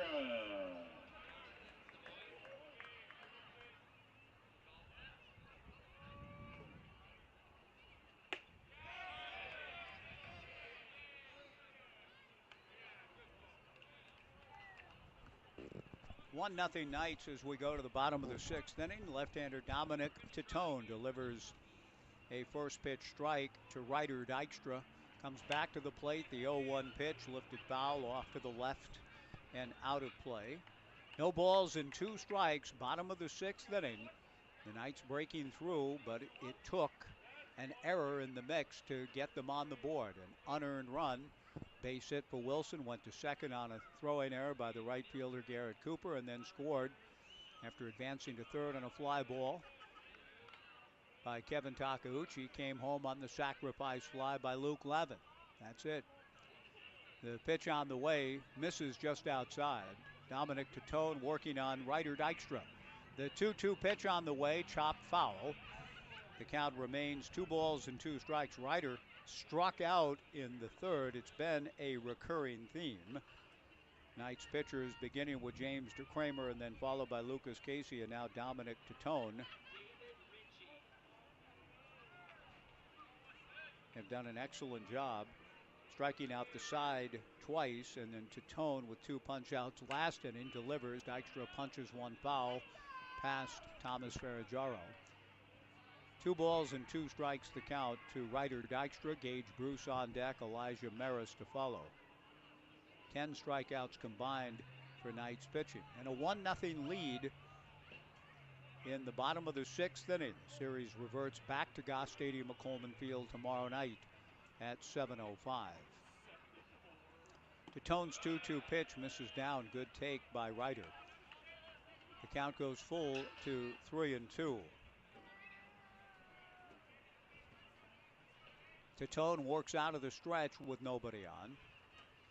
The left-hander on this beautiful evening in Springfield delivers just outside. Ball 4. A disciplined plate appearance for Ryder Dykstra, laying off the 3-2 pitch just off the black. He hustles down to first. I like the way he moves, running on and off the field. His namesake was called Nails for similar reasons. Lenny played the game with just a rough-hewn, ferocious hustle in his makeup. And it looks like Ryder channeling some of the best of Lenny Dykstra just by the way he hustles everywhere he goes on the field. Gage Bruce, who has struck out twice, takes outside from Dominic Titone. 1-0 Knights, bottom of the 6th. Titone back to the plate.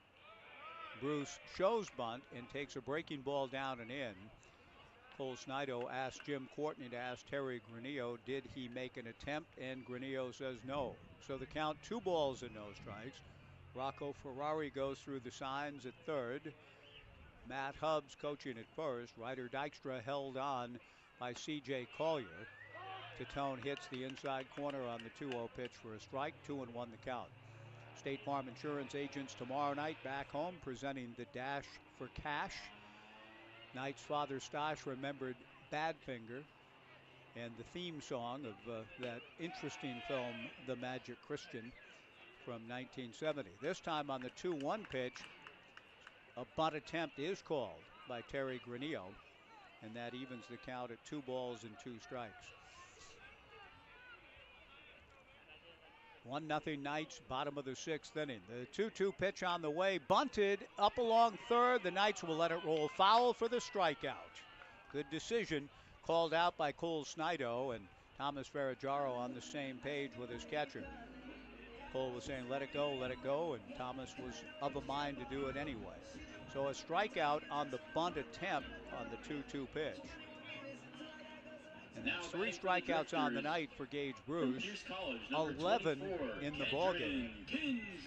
Kedron Kinsey will pinch hit for Elijah Maris, who had struck out in his first 2 at-bats.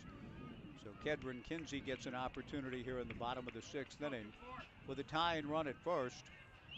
1 out in the bottom of the 6th. The Knights leading 1-0, trying to pull this 6-game series even. Titone to the plate, swung on, a comebacker over the mound, charged by Wilson, fields cleanly and throws to first. 2 down. On the play, Ryder Dykstra advances to second, and Dane Woodcook, who has struck out and been hit by a pitch, will be the batter. 11 strikeouts for Knights pitching in this ballgame. 1 run and 7 hits for the Knights. No runs, just 1 hit for the hometown Drifters. Knight was telling me that a drift boat was revealed today, brought in here by Kelly Richardson. It's going to be a feature at the ballpark with the Drifter logo emblazoned on it. A really cool looking boat. I didn't get a chance to see it, but I'm told it's very cool. I'll look for it come Sunday when we return. But just the whole atmospherics of the ballpark experience enhanced from season to season. It's a great place to be. Hope you can come down and see a ball game here, maybe Sunday afternoon when the Knights and Drifters play at 4 o'clock. Dominic Titone's 1-0 pitch is in there for a strike to Dane Woodcook. 1 ball, 1 strike, 2 down. The Knights leading 1-0 in the bottom of the 6th inning. Ryder Dykstra, the tying run at second base. No one throwing in the Knights bullpen. Several young men sitting down there on the bench looking on. The 1-1 pitch down and away, backhanded by Cole Snido, and the count 2-1. They look on and they are doubtless visiting. I'm not sure. I know our own TJ Mathewson back in our flagship station in the Mid-Valley, 1240 Joe Radio. Apparently Mariner bullpenners became famous for some of their subject matter taken up during bullpen conversations earlier this year. A fly ball into right center field. Going out is Ty Yukimoto. Brandon Cabrera did not call him off, and the ball lands in between Cabrera and Yukimoto. for a base hit to get the ball game even at 1.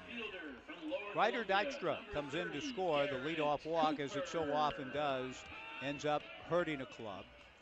And that was a ball that an out should have resulted on. In that, to me, ultimately, Cabrera has got to be the guy to take charge of that and just say, I got it. Yukamoto kept calling and stayed with it deep into, for him, shallow center, but deep for him. Cabrera was coming on with a good look at the ball, and it looked from here as though that's one of those plays where you need a center fielder with force. Just, hey, that's mine.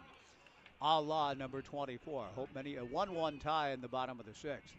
Willie used to tell his corner outfielders, look, you move here, you move there. I'll take care of most everything out here. And he did. The most putouts in Major League history. The 1-0 pitch to Woodcook. A chopper slowly to Wilson. Blake tries to barehand and then plays it off his chest. It's a base hit. So on an inning that should be over with a 1-0 lead, now has more trouble to it with runners at first and third. Now and batting, 2 down.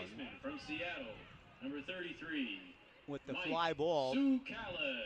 off the bat of Dane Woodcook falling in for the run batted in. Garrett Cooper following with the infield single, and an offensive meeting called now. Rocco Ferrari, Matt Hubbs, Alan Embry, the head coach, all getting together in front of the Drifters dugout on the first base side in a 1-1 tie with Mike Zucalis, the batter. Mike has flied to center and struck out. The Drifters have runners at first and third and 2 down. See if they perhaps are talking about challenging the Knights to make them make a decision whether to throw through or not. A late break, double steal, straight steal on the part of Garrett Cooper. We'll see what that meeting was all about as big Mike Zucalis, strapping left-handed hitter, will climb in, trying to give the Drifters the lead in an inning that probably should be over. It was a tweener, not an easy play, but it looked as though Cabrera had a chance to be the guy to take charge in center. Now the pitch from Titone, breaking ball down and away, ball 1, 1-0 to Zucalis. Dane Woodcook at third base, Garrett Cooper at first. A 1-1 tie in the bottom of the 6th inning. Cooper getting out to a pretty good lead, held on by C.J. Collier. The 1-0 pitch is a 2-hopper towards Yukamoto. He underhands to his keystone partner, Blake Wilson, for the out, and the side is retired. However, the Drifters match the Knights run. Neither team had scored through 5. They both get a singleton in the 6th. Knight will be back to take you the rest of the way on this beautiful evening in Springfield. It's the Knights 1 and the Drifters 1 on the Springfield Drifters live stream.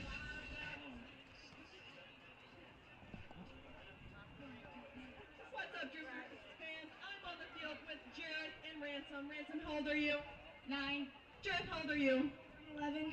We have a Drifters baseball uniform laid out. They're going to do a race to see who can put on each part of the uniform fastest and then race out to rapid. But the trick is, it might be just a little bit oversized for you guys. So you're going to have to hold on tight. Okay, are you guys ready? All right. Here, Jared, you go on this one. All right, you guys ready? 3, 2, 1, go! Gotta get those big pants on first. Oh. Come on there, Ransom, you got it. He's got it. Next one, onto the jersey. Oh, gotta keep holding those pants, Ransom. Jared's got it. Nice job, Jared. Ransom, finish it out. You're almost there. Nice job. Give it up for Ransom and Jared. They did such a great job. Oh, no.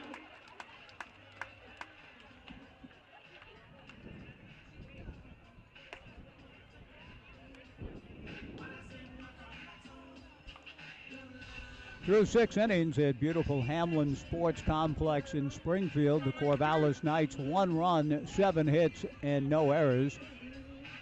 The Drifters 1 run, 3 hits, and 1 error. Good ball game. We go to the 7th, and to take you the rest of the way. And Knight, thanks for letting me come in and work with you. I thoroughly enjoyed it. Now looking forward to hearing you the rest of the way. Here's the voice of the Drifters, Knight Jarecki. Thank you so much, Mike. Always an honor to get to share the booth with you as Tyler Bittinger goes to work from the 7th inning. First pitch swinging, and it's lined into left field by C.J. Collier. Leadoff single for the Corvallis Knights in this 1-1 game, as Collier gets his first hit after a couple of pop-ups in the infield. Turns it over to Kellen Siegel, right fielder. A single and a ground out to the pitcher so far for the younger Siegel on the Corvallis Knights. His father Dan in attendance. Was talking with him and Ike Olson, the owner of the Springfield Drifters, before the game. Dan, an always lovely conversation with him. A little bit low, want to know. You wouldn't know it now, as he has embraced baldness like the night yesterday in Corvallis, but a younger Dan used to have red hair just like me, and every time I see him, he likes to remind me of that. Good to see him, though, here in Hamlin. Bunts up the middle. Bittinger fields, throws to first, and Collier advances to second. Something that Corvallis does a fair amount of. Sacrifice bunts came in top 5 in the WCL in sacrifice hits. That's their 9th of the season. Advances Collier over to second. Go ahead run in scoring position here in the top of 7. 1 out in this 1-1 game. Brings up Cole Snido. Chance for an RBI here to put the Knights on top. Snido so far a single and a line out to third. He rocketed one to third. It was just right at Elijah Maris, who is now out of the game. Kedron Kinsey playing at third base after pinch hitting for Maris last inning. No balls, 1 strike after the first pitch was in the zone from Bittinger. 88-mile-per-hour fastball. Looks towards second, to the plate, the 0-1. Lifted in the air towards right field. Garrett Cooper stops in his tracks, makes the catch, now throws it towards third base, and it's cut off by Miller. Staying at second base is C.J. Collier, though. 2 gone.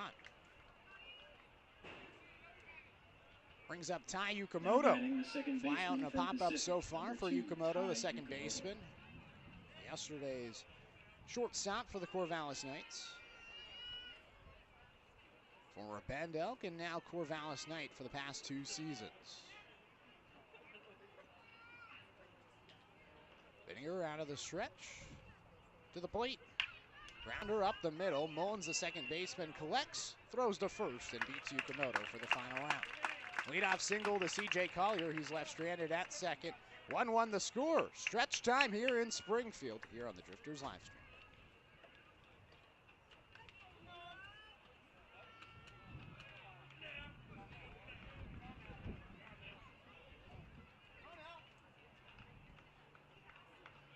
No runs, 1 hit, 1 left on base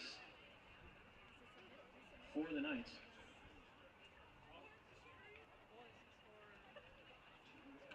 We have a friend here who will guide our 7th inning stretch, as it's the middle of the 7th inning. On your feet, baseball fans, for the 7th inning stretch.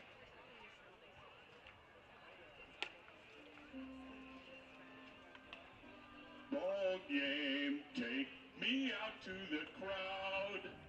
Buy me some peanuts and Cracker Jacks. I don't care if I ever get back. So it's root, root, root for the Drifters. If they don't win, it's a shame. For it's 1, 2, 3 strikes, you're out at the old ball game.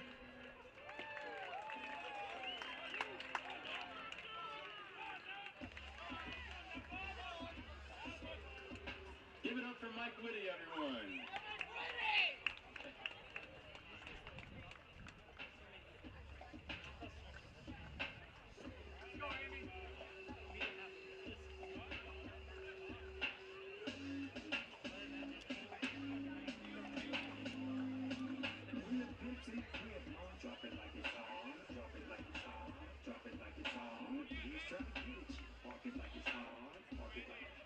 Now batting the shortstop, Andy Miller leading things off for the Springfield Drifters here in the bottom of the 7th inning.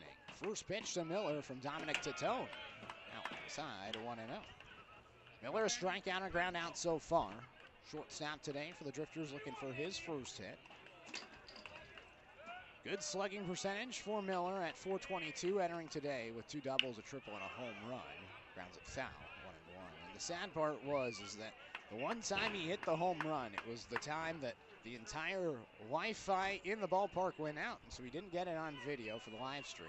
He's talking to his dad about that a little bit today, and he said, you know, I'm okay with the power going out and the live stream going out if that means that Andy's going to hit a home run every single time. And I couldn't agree more. You know, if the power went out right now and Miller hit a home run, I'd be okay with it. 1-1 outside and wide, now 2-1. His dad, Joe, he said, you know, I really thought that he was going to hit it once I saw that the Wi-Fi went out. He said, you know, Andy's going to hit a home run here. And sure enough, he did. 2-1, lifted foul up the right field side. 2-2.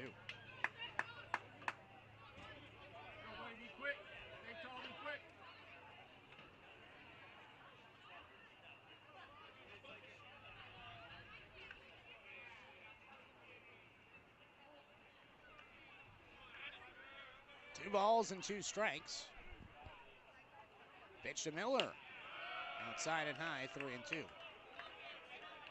Got a comment from Mike S. earlier talking about the round hug thing, and it actually is done by the University of Portland, according to Mike. Said probably Brooke got that from his son Bailey, who played at the University of Portland. Briley, rather. Briley Knight, an excellent baseball player, won the MVP in the WCL with the Corvallis Knights. Played forever in the WCL, it felt like, and played last year with Corvallis. Eligibility's up, and he can't play this summer. Fouled off. Miller stays alive.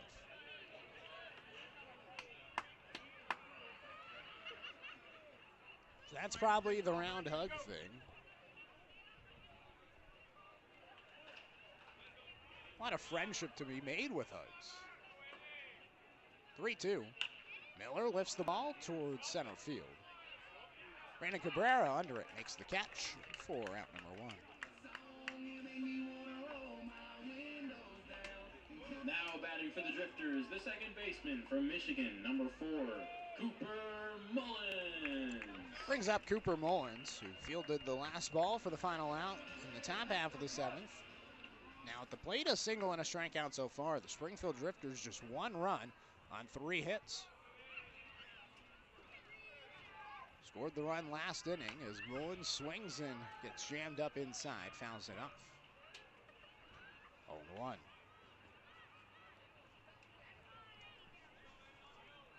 Cooper's dad in attendance. Rob is sitting on the third base side. Top of the bleachers, that's where he likes to sit. Mullins fouls it off. 1-2.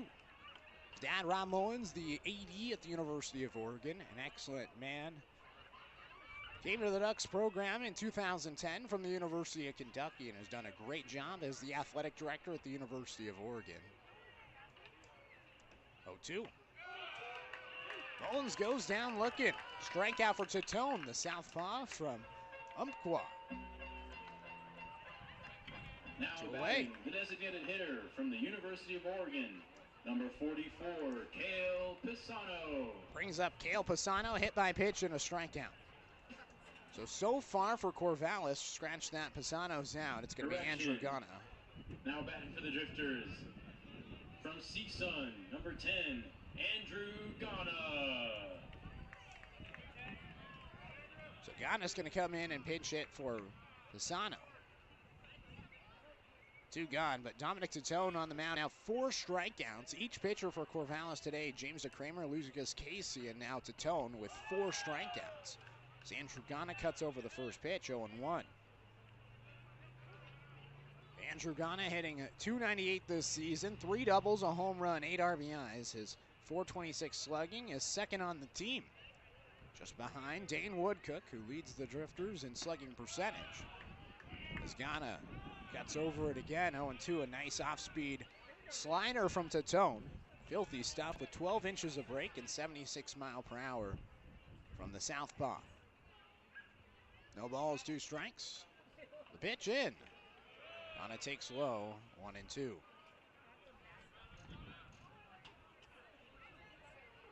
So Titone from Roseburg, stayed in Roseburg for a couple of seasons. Really like the coaching staff down there. at Umpqua, the head coach down there, formerly at Lewis Clark State College, went down there to restart the Umpqua program and has done a great job producing some Division I players.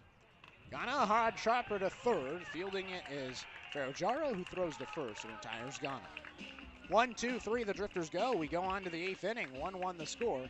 Here from Hamlin Sports Complex on the Drifters live No one stream. left on base for the Drifters as the score remains 1-1.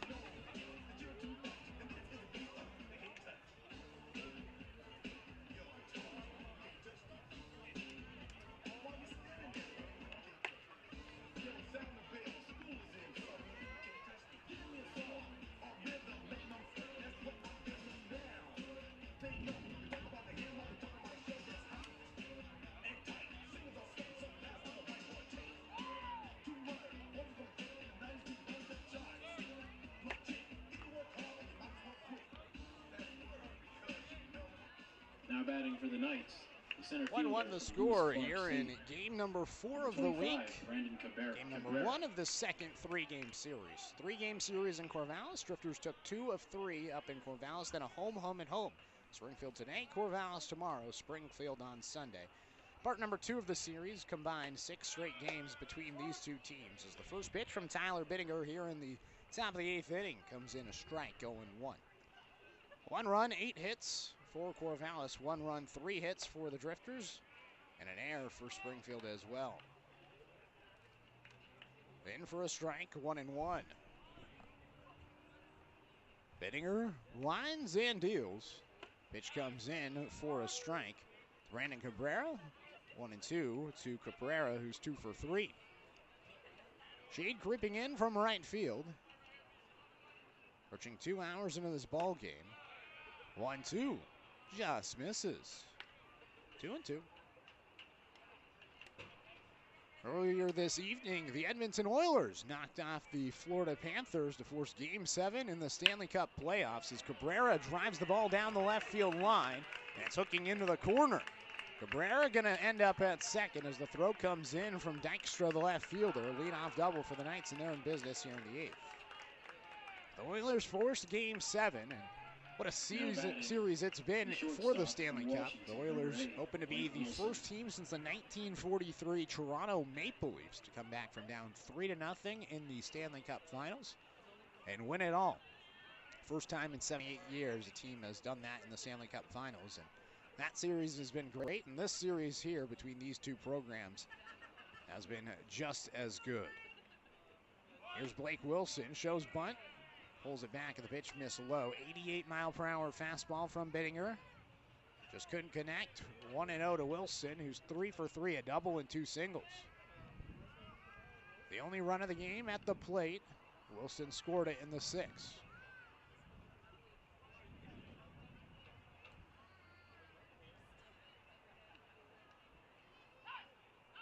And pitch clock violation. Bittinger was taking his time, and it was just too long taking his time. 2 balls and no strikes.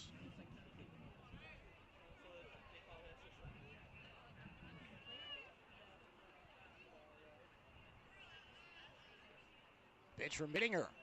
Grounded towards the right side. Mullins bobbles it at second, throws to first, and just beats Wilson. Really close play. But Mullins was able to just get it down and throw it over to Sukalis just in time. The left fielder from USC. Goes down kind of like a sacrifice bunt as Cabrera moves over to third. And now the go-ahead run 90 feet away from scoring. Infield coming in for Springfield here in the top of the 8th inning. 1-1 the score. Corvallis hitting. Kevin Takeuchi, who's 0 for 3 today at the plate. Looks at the first pitch low, 1-0. Slider from Bittinger. The newly committed Bushnell Beacon. 1 ball, no strikes. Pitch. In for a strike.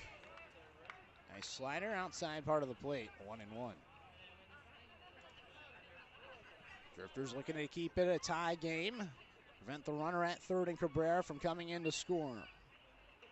1-1 pitch. Inside, 2-1. And this is the guy you want up at the plate if you're Corvallis. Kevin Takeuchi. First in RBIs in the WCL, second in slugging, first in on-base percentage, but hitless so far today. 2-1. Lines it towards left center field into the alleyway. Cabrera's going to come in to score. Cutting it off in center field is Bruce as he picks it up, throws it in, but Takeuchi into second with a double. The Knights lead, it's 2-1. 4th double of the season for Kevin Takeuchi. His 7th extra base his hit overall. And the Knights lead once again. It's 2-1. So what he does, he led USC in doubles this season. 17 doubles for the Trojans. Slugged .472. And he's been excellent this summer with the Corvallis Knights. As Bittinger is going to get a talk to with Matt Hubbs. Brady Baltus was the starter for the Springfield Drifters, and he got better as the game went on. Finished with 1 strikeout, no walks. 6 hits, no runs in 5 innings. Through a total of 73 pitches, and then turned it over to Bittinger the last 3 innings. 2 1/3 innings to be more precise. He came in the 6th. Allowed the 1 unearned run in the 6th inning. Allowed a single last inning, worked around it, and so far it's been 2 doubles to bring in 1 run for the Knights with 1 out, a runner at second. Here's Luke Lavin. Lavin a strikeout, grounded into a double play and hit a sacrifice fly. First pitch to Luke. Whistles wide, 1-0. Talking to Bittinger a little bit earlier today, talking to him about his commitment to Bushnell. Said that, you know, it was one of his only options, and he really enjoyed playing here this summer at this ballpark. He wanted to stick around. 1-0, lined into left field, opposite field hit for Lavin. Throwing it in quickly is left fielder Dykstra. Staying at third is Takeuchi. So, Knights have corners, runners at the corners. Now batting, 1 out here in the top of the 8th inning. 7, Thomas Third hit of the inning, and now it brings up Thomas Fergiaro.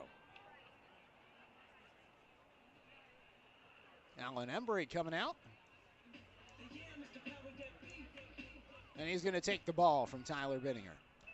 Pitching change coming. We'll let you know who the new pitcher is on the other half of this break here on the Drifters live stream.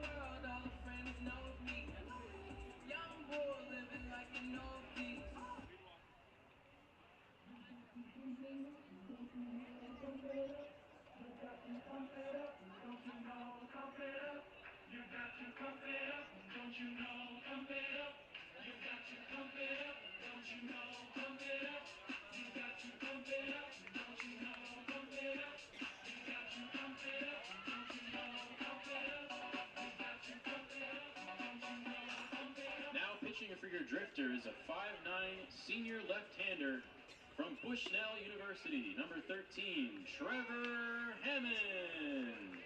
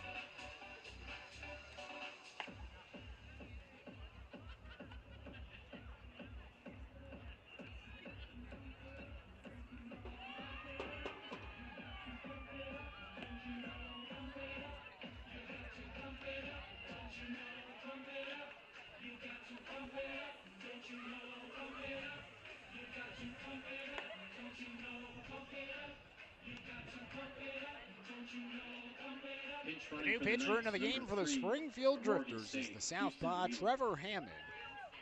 Out of Ventura, California. Senior at Bushnell University, playing in his home ballpark, comes in for Tyler Bittinger, his future teammate at Bushnell.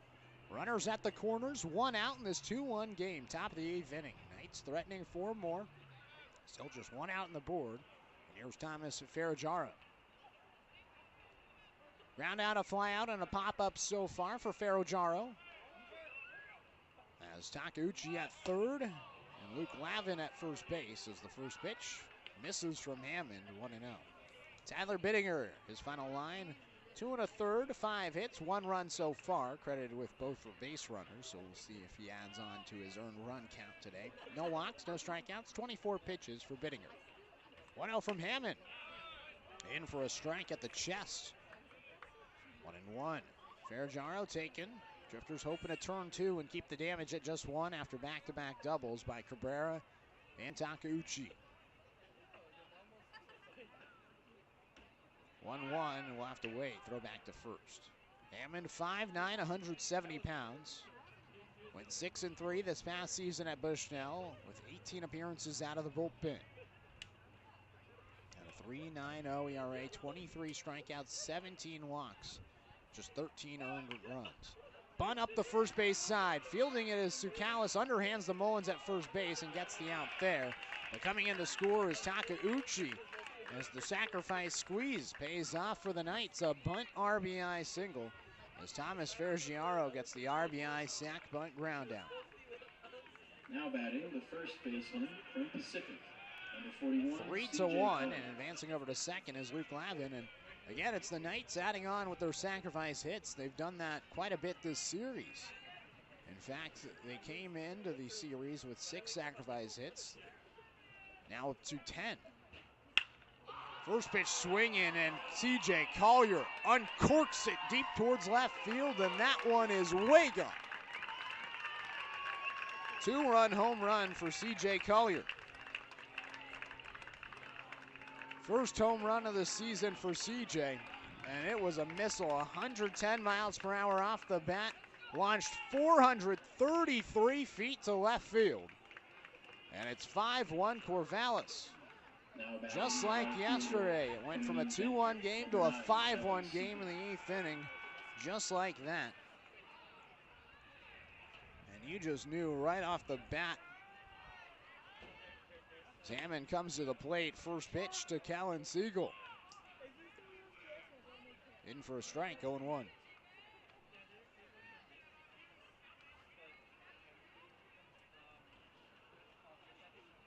Hammond's second pitch. Breaking ball outside. Scratch that, it's actually 2-0. Nonetheless, Siegel at the plate. Sac bunt his last time up. Single and a ground out to the pitcher.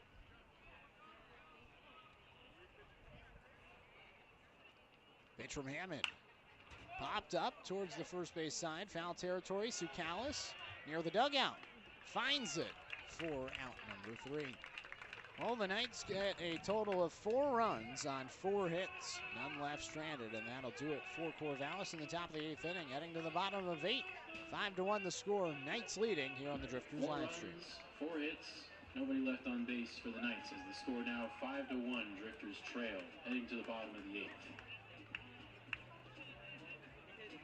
Fans, today's attendance is 865. Thank you, Drifter fans, for coming out and showing your support.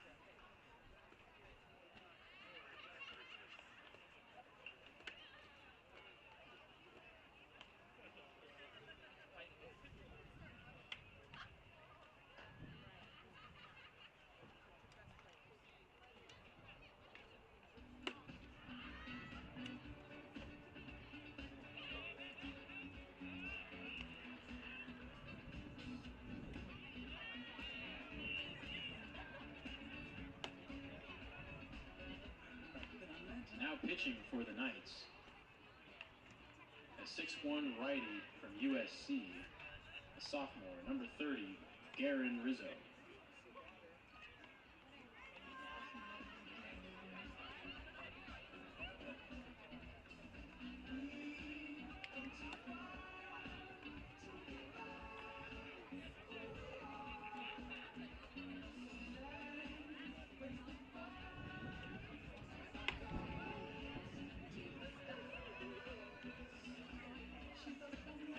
Five to 1 the score as we begin the bottom of the 8th inning.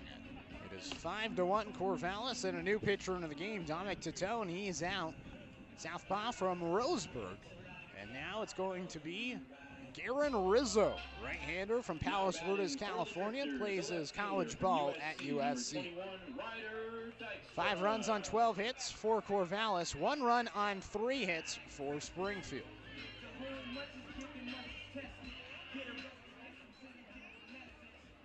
And Rizzo, his first batter is going to be his future teammate, Ryder Dykstra.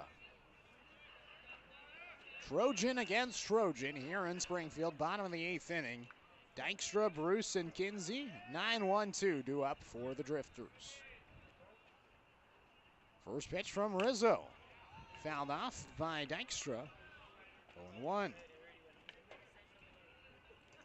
Dominic Titone, 3 innings pitched, 2 hits, 1 run, no walks, 4 strikeouts on 44 pitches. 0-1 to Dykstra. Taken down and inside, 1-1. Dykstra, a strikeout, a walk, and a run scored. The only run to come in today for Springfield came in that 6th inning. 1-1, jammed up, flared out towards left field, hooking foul, and it lands foul. 1-2. Attendance tonight was announced at 865. A great turnout here at Hamlin Sports Complex on this Friday afternoon. Again on July 3rd, fireworks coming up. Going to be a great time at this ballpark. Tickets are selling out fast, so definitely go online to Drifters Baseball or come to a game in person and get your tickets to July 3rd, fireworks here at Hamlin Sports Complex. 1-2, called strike 3. Rizzo gets his future teammate looking. One away. That's the 13th strikeout of the game offensively for the Springfield Drifters, and now a pinch hitter. Eli Kettle.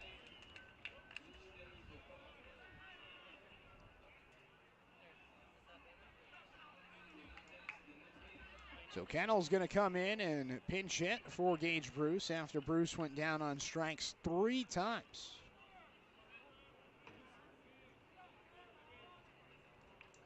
First pitch to Kennel. Down low. 1-0. Kennel this season batting .222, 6 hits and 45 at-bats for Springfield. Scratch that 10 hits and 45 at-bats with a double, 6 runs scored as he fouls it off. 1-1. Had a 3-for-4 day against Cowlitz on June 16th. And his return to Corvallis 2 days ago in the 6-0 victory for the Drifters went 0-for-5.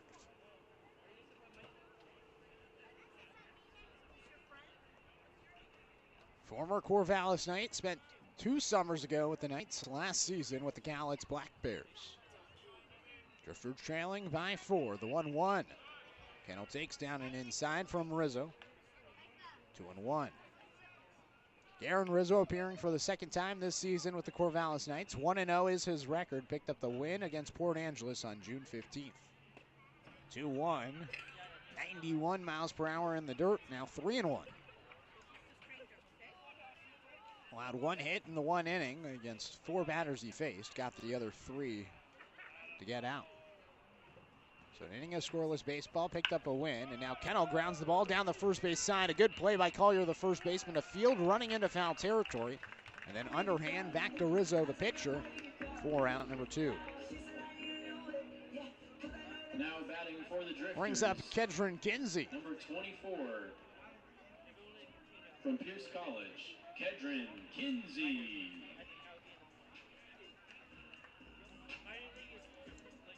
So Kinsey to the plate. 0 for 1, a ground out to the shortstop his first time up. Middle of the infield, wide open. As the second baseman and third baseman playing a little bit closer to the third base left field line. Second baseman and first baseman for the Knights playing a little bit closer to the right field line. So if Kinsey puts one up the middle, he's going to have a base hit, the 1-0. Taken down low, now 2-0.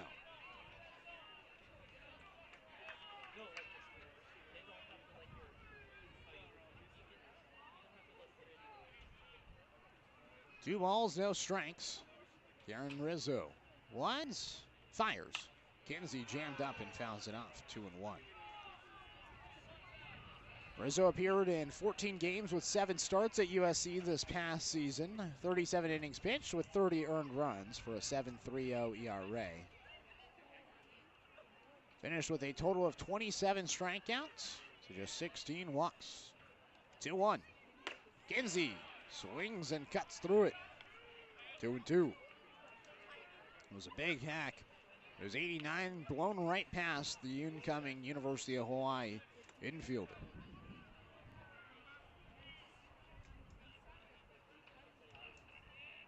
The 2-2 pitch from Rizzo. Swing and a miss, and that'll do it for Kinsey. 2 strikeout inning and a 1-2-3 frame for Garen Rizzo. We'll now head on to the 9th inning. It is 5-1, Corvallis leading here on the Drifters live stream.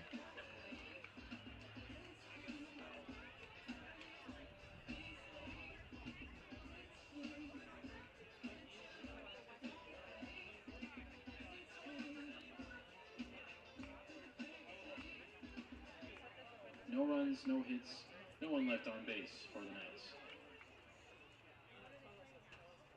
What's up, Drifters fans? I'm here with Zoe and Mai. Mai, how old are you?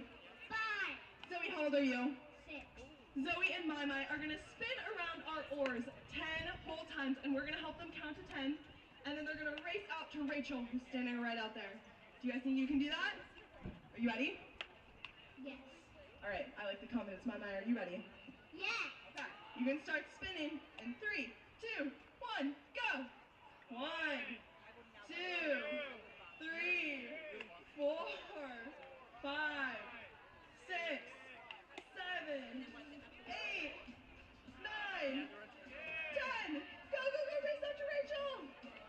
Oh, nice, Zoe's got it. Zoe's our winner tonight. Nice job, guys. Give it up for Zoe and Mai.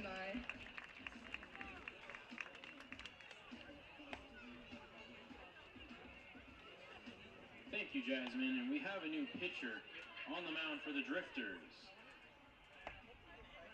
From Yakima Valley College, number 47, a 6'4" righty, Jackson Upton.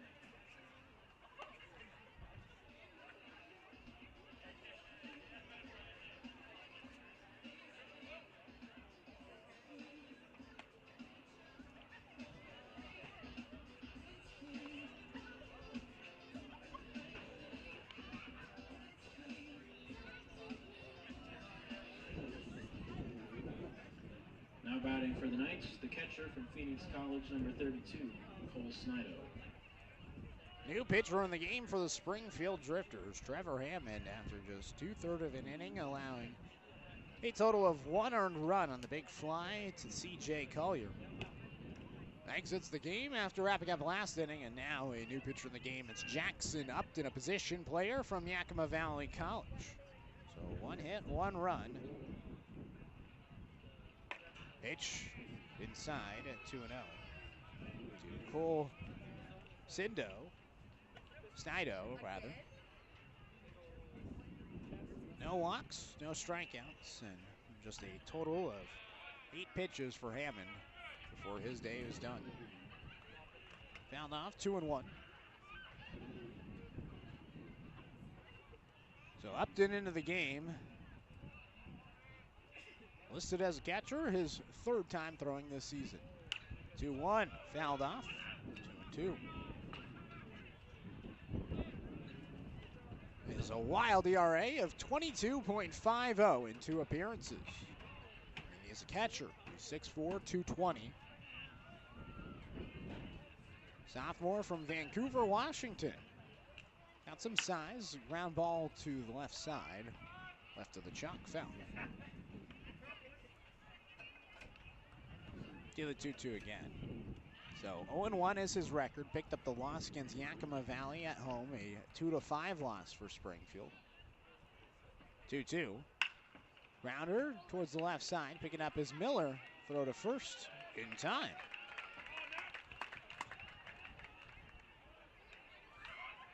Brings up Ty Yukamoto here on the top of the ninth. 5-1 the score. Corvallis with the lead. And here is Yukamoto. Number 2, Ty Yukamoto. That 2-5 loss was the home opener for the Springfield Drifters. What a game that was. It went 13 innings. Drifters had a chance in the ninth inning to win it, as the first pitch to Yukamoto hits him on the cheek and to first base. So the Drifters had a chance. They were leading in the ninth inning. It was 1-0. And then all of a sudden, Yakima Valley scored on a wild pitch. Now couldn't be corralled. center fielder from Lewis Clark Tied State, the game, number went to 25, extras in the 12th. Yakima Valley scored. Took the lead in the top of the 12th. Runner at first, Andy Miller hit a triple down the right field line. First pitch to Brandon Cabrera, in for a strike, 0-1. And so Miller hit the triple down the right field line. It was 1 out with the runner at first. And all of a sudden, runner at third, 1 out. Drifters were feeling pretty good about themselves in the bottom of the 12th. And then they couldn't score. There was a strikeout and a pop-up, and that did it for the Drifters in the bottom of the 12th. Went to the 13th, and this guy throwing on the mound went in. Gave up 3 runs. Just how it kind of went. The 0-1, well outside, 1-1. Just kind of how it goes when you've used a lot of pitchers, and so you have to throw a position player to preserve your pitchers for the remainder of the week. Trevor Hammond started the game, then Aiden Gebhard came in, Tyler Bittinger then came in, Billy Dotson, and then James Wood. Pitch inside, and now 2-1. So the Drifters at that point had already used 5 pitchers, and they just said, all right, let's throw in a position guy. And in that game, Jackson Upton probably made the play of the game, although it was a little bit too little too late, as there's a pop-up on the 2-1 pitch by Cabrera towards the left field side. Kinsey giving chase and watches it go into the concourse. 2-2.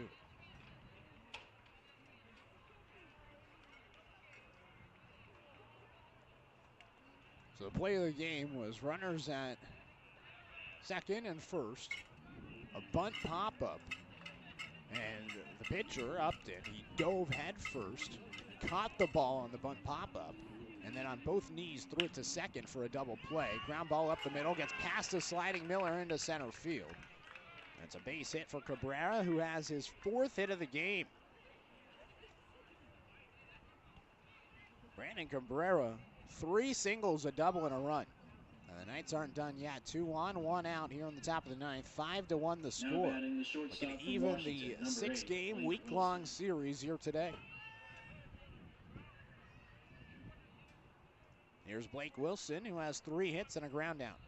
Double, single, single, and a pop-up. And now he pops one up towards shallow left field. Andy Miller, the shortstop, in the grass, makes the catch.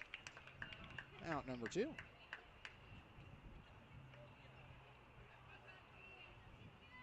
Brings up Kevin Takeuchi.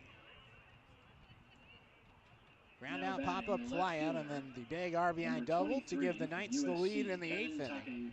The first of 4 runs that came in for Corvallis last inning. First pitch. In for a strike, 0-1. So Takeuchi added on to his RBI total. Came in with 18 RBIs on the season. Tops in the WCL by 2 RBIs, and now gets up to number 19, and a chance for even more here. A 1 down and away, 1-1. Just a clutch hitter. It's been that way all season long. Swings and pops it up towards right field. Drifting back is Garrett Cooper. He stops and makes the catch for the final out. No runs on 1 hit, 2 left stranded, and no errors. We head to the bottom of the 9th inning. 5-1 the score. Springfield looking to come from behind here at Hamlin Sports Complex. Score 4 more. We'll see what happens on the other half of this break here on the Drifters live stream.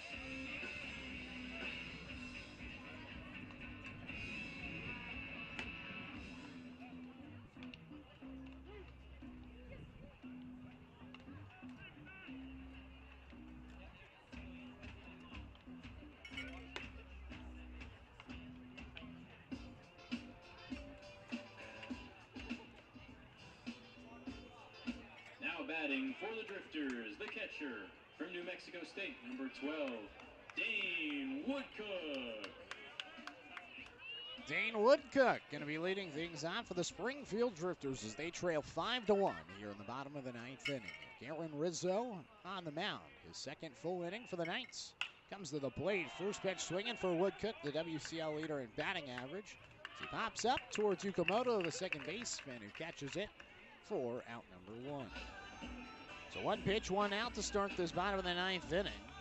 Brings up Garrett Cooper. The right fielder from Lower Columbia, number 30, Garrett Cooper. 2 flyouts and a single so far. Gets a hit to his name tonight. His last at bat now on a 3-game hit streak. A hit in 5 of the last 6.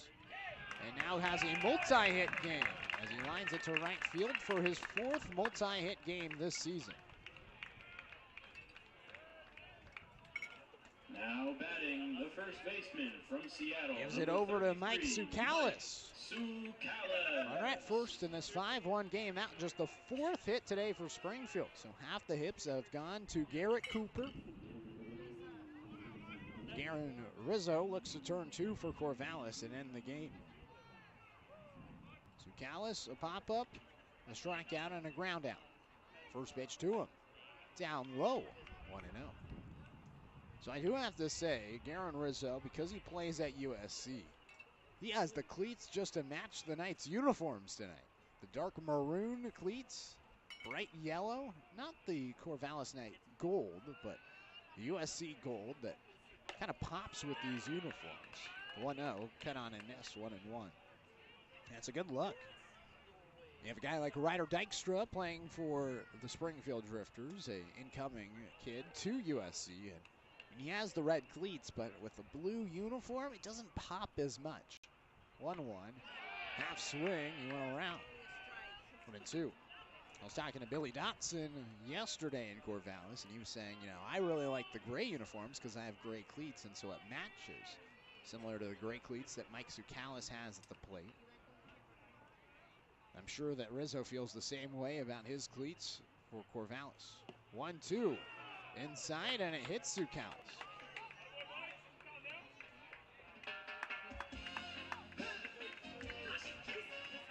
Advances the runner in Cooper over to second. Number 5, Brings up Andy Miller. 5-1 the score. Springfield in business here in the bottom of the 9th. Still not done yet. Trailing by 4, but have the tying run on deck if Miller can get aboard. Miller, a strikeout, a ground out, and a pop-up so far for the shortstop. First pitch to Andy. Fouled off. 0-1. 89-mile-per-hour pitch. Right down Broadway.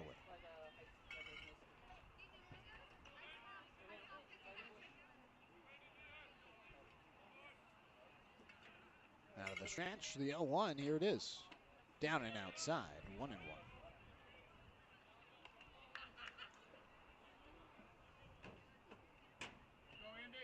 So the Drifters have 4 hits.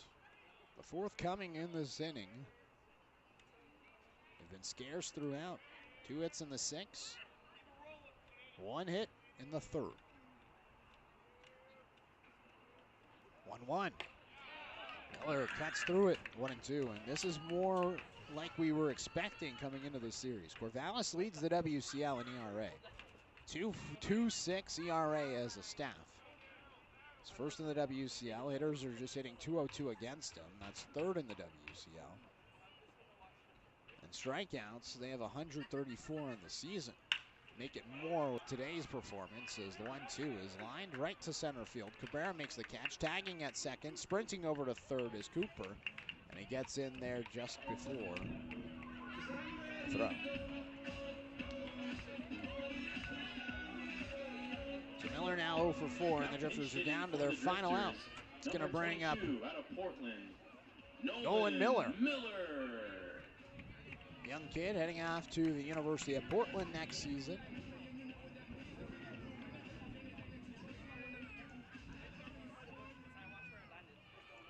So Mullins, after going 1 for 3, a single and 2 strikeouts. He gets pulled for Nolan Miller, who's batting .214 this season. 3 hits, 14 at-bats, a double, and an RBI.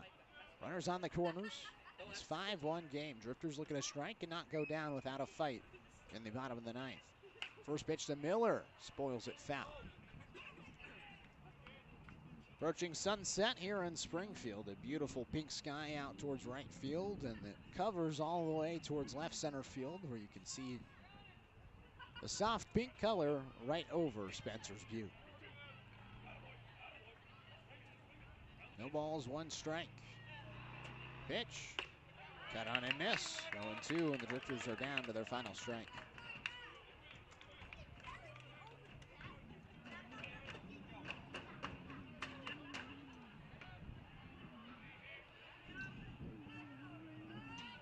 Rizzo looks towards first, now comes to the plate. No balls, 2 strikes. Here's the pitch. Foul tipped into the mitt of Snydown, and that'll do it for the Drifters. 5-1 the final. Corvallis comes down to Springfield and evens the 6-game series at 2-2. It was an 8th inning that resulted in 4 runs for Corvallis, ending in the 4-run victory. Drifters today just did not have their game offensively. Just 1 earned run. They're able to score. It was a fluke hit. Dane Woodcook popped it up towards shallow center field, and it fell in the Bermuda Triangle between 3 players, Ty Yukamoto, Blake Wilson, and ultimately that was the only run for Springfield. Brady Baltas pitched excellently today to start for Springfield. 5 innings pitched, 6 hits, no runs, no walks, and a strikeout on 73 pitches. Tyler Bittinger even threw pretty well, gave up 3 runs and 2 1/3, 5 hits, but the latter of the 2 came on the big fly by C.J. Collier. 3-run home run, and that was a big one for Corvallis. They were able to win it 5-1 in a little over 2.5 hours here at Hamlin Sports Complex. Another game tomorrow, going to be 7:05 in Corvallis, a later start than usual. Going to have me and Mike Parker on the call tomorrow. I'll have innings 4, 5, and 6 in Corvallis, like we've been doing all week long. And then on Sunday here at 4:05 for the series finale, Mike will come back and do the same thing here. He'll have innings 4, 5, and 6, and I'll have the first 3 and last 3 like tonight. Always a pleasure to get to work with Mike Parker, the voice of the Knights, and a great broadcaster in the state of Oregon. Been doing phenomenal work with Oregon State throughout the years, and as well with the Knights since 2013 regularly. Always an honor to get to work with Mike. The rest of our crew here in Springfield, I'm Knight Jarecki saying so long. Drifters lose 5-1. We'll see you tomorrow on the Knights live stream, 7:05 in Corvallis. Catch it there on the Knights YouTube and the WCL website. So long from Springfield, and go Drifters.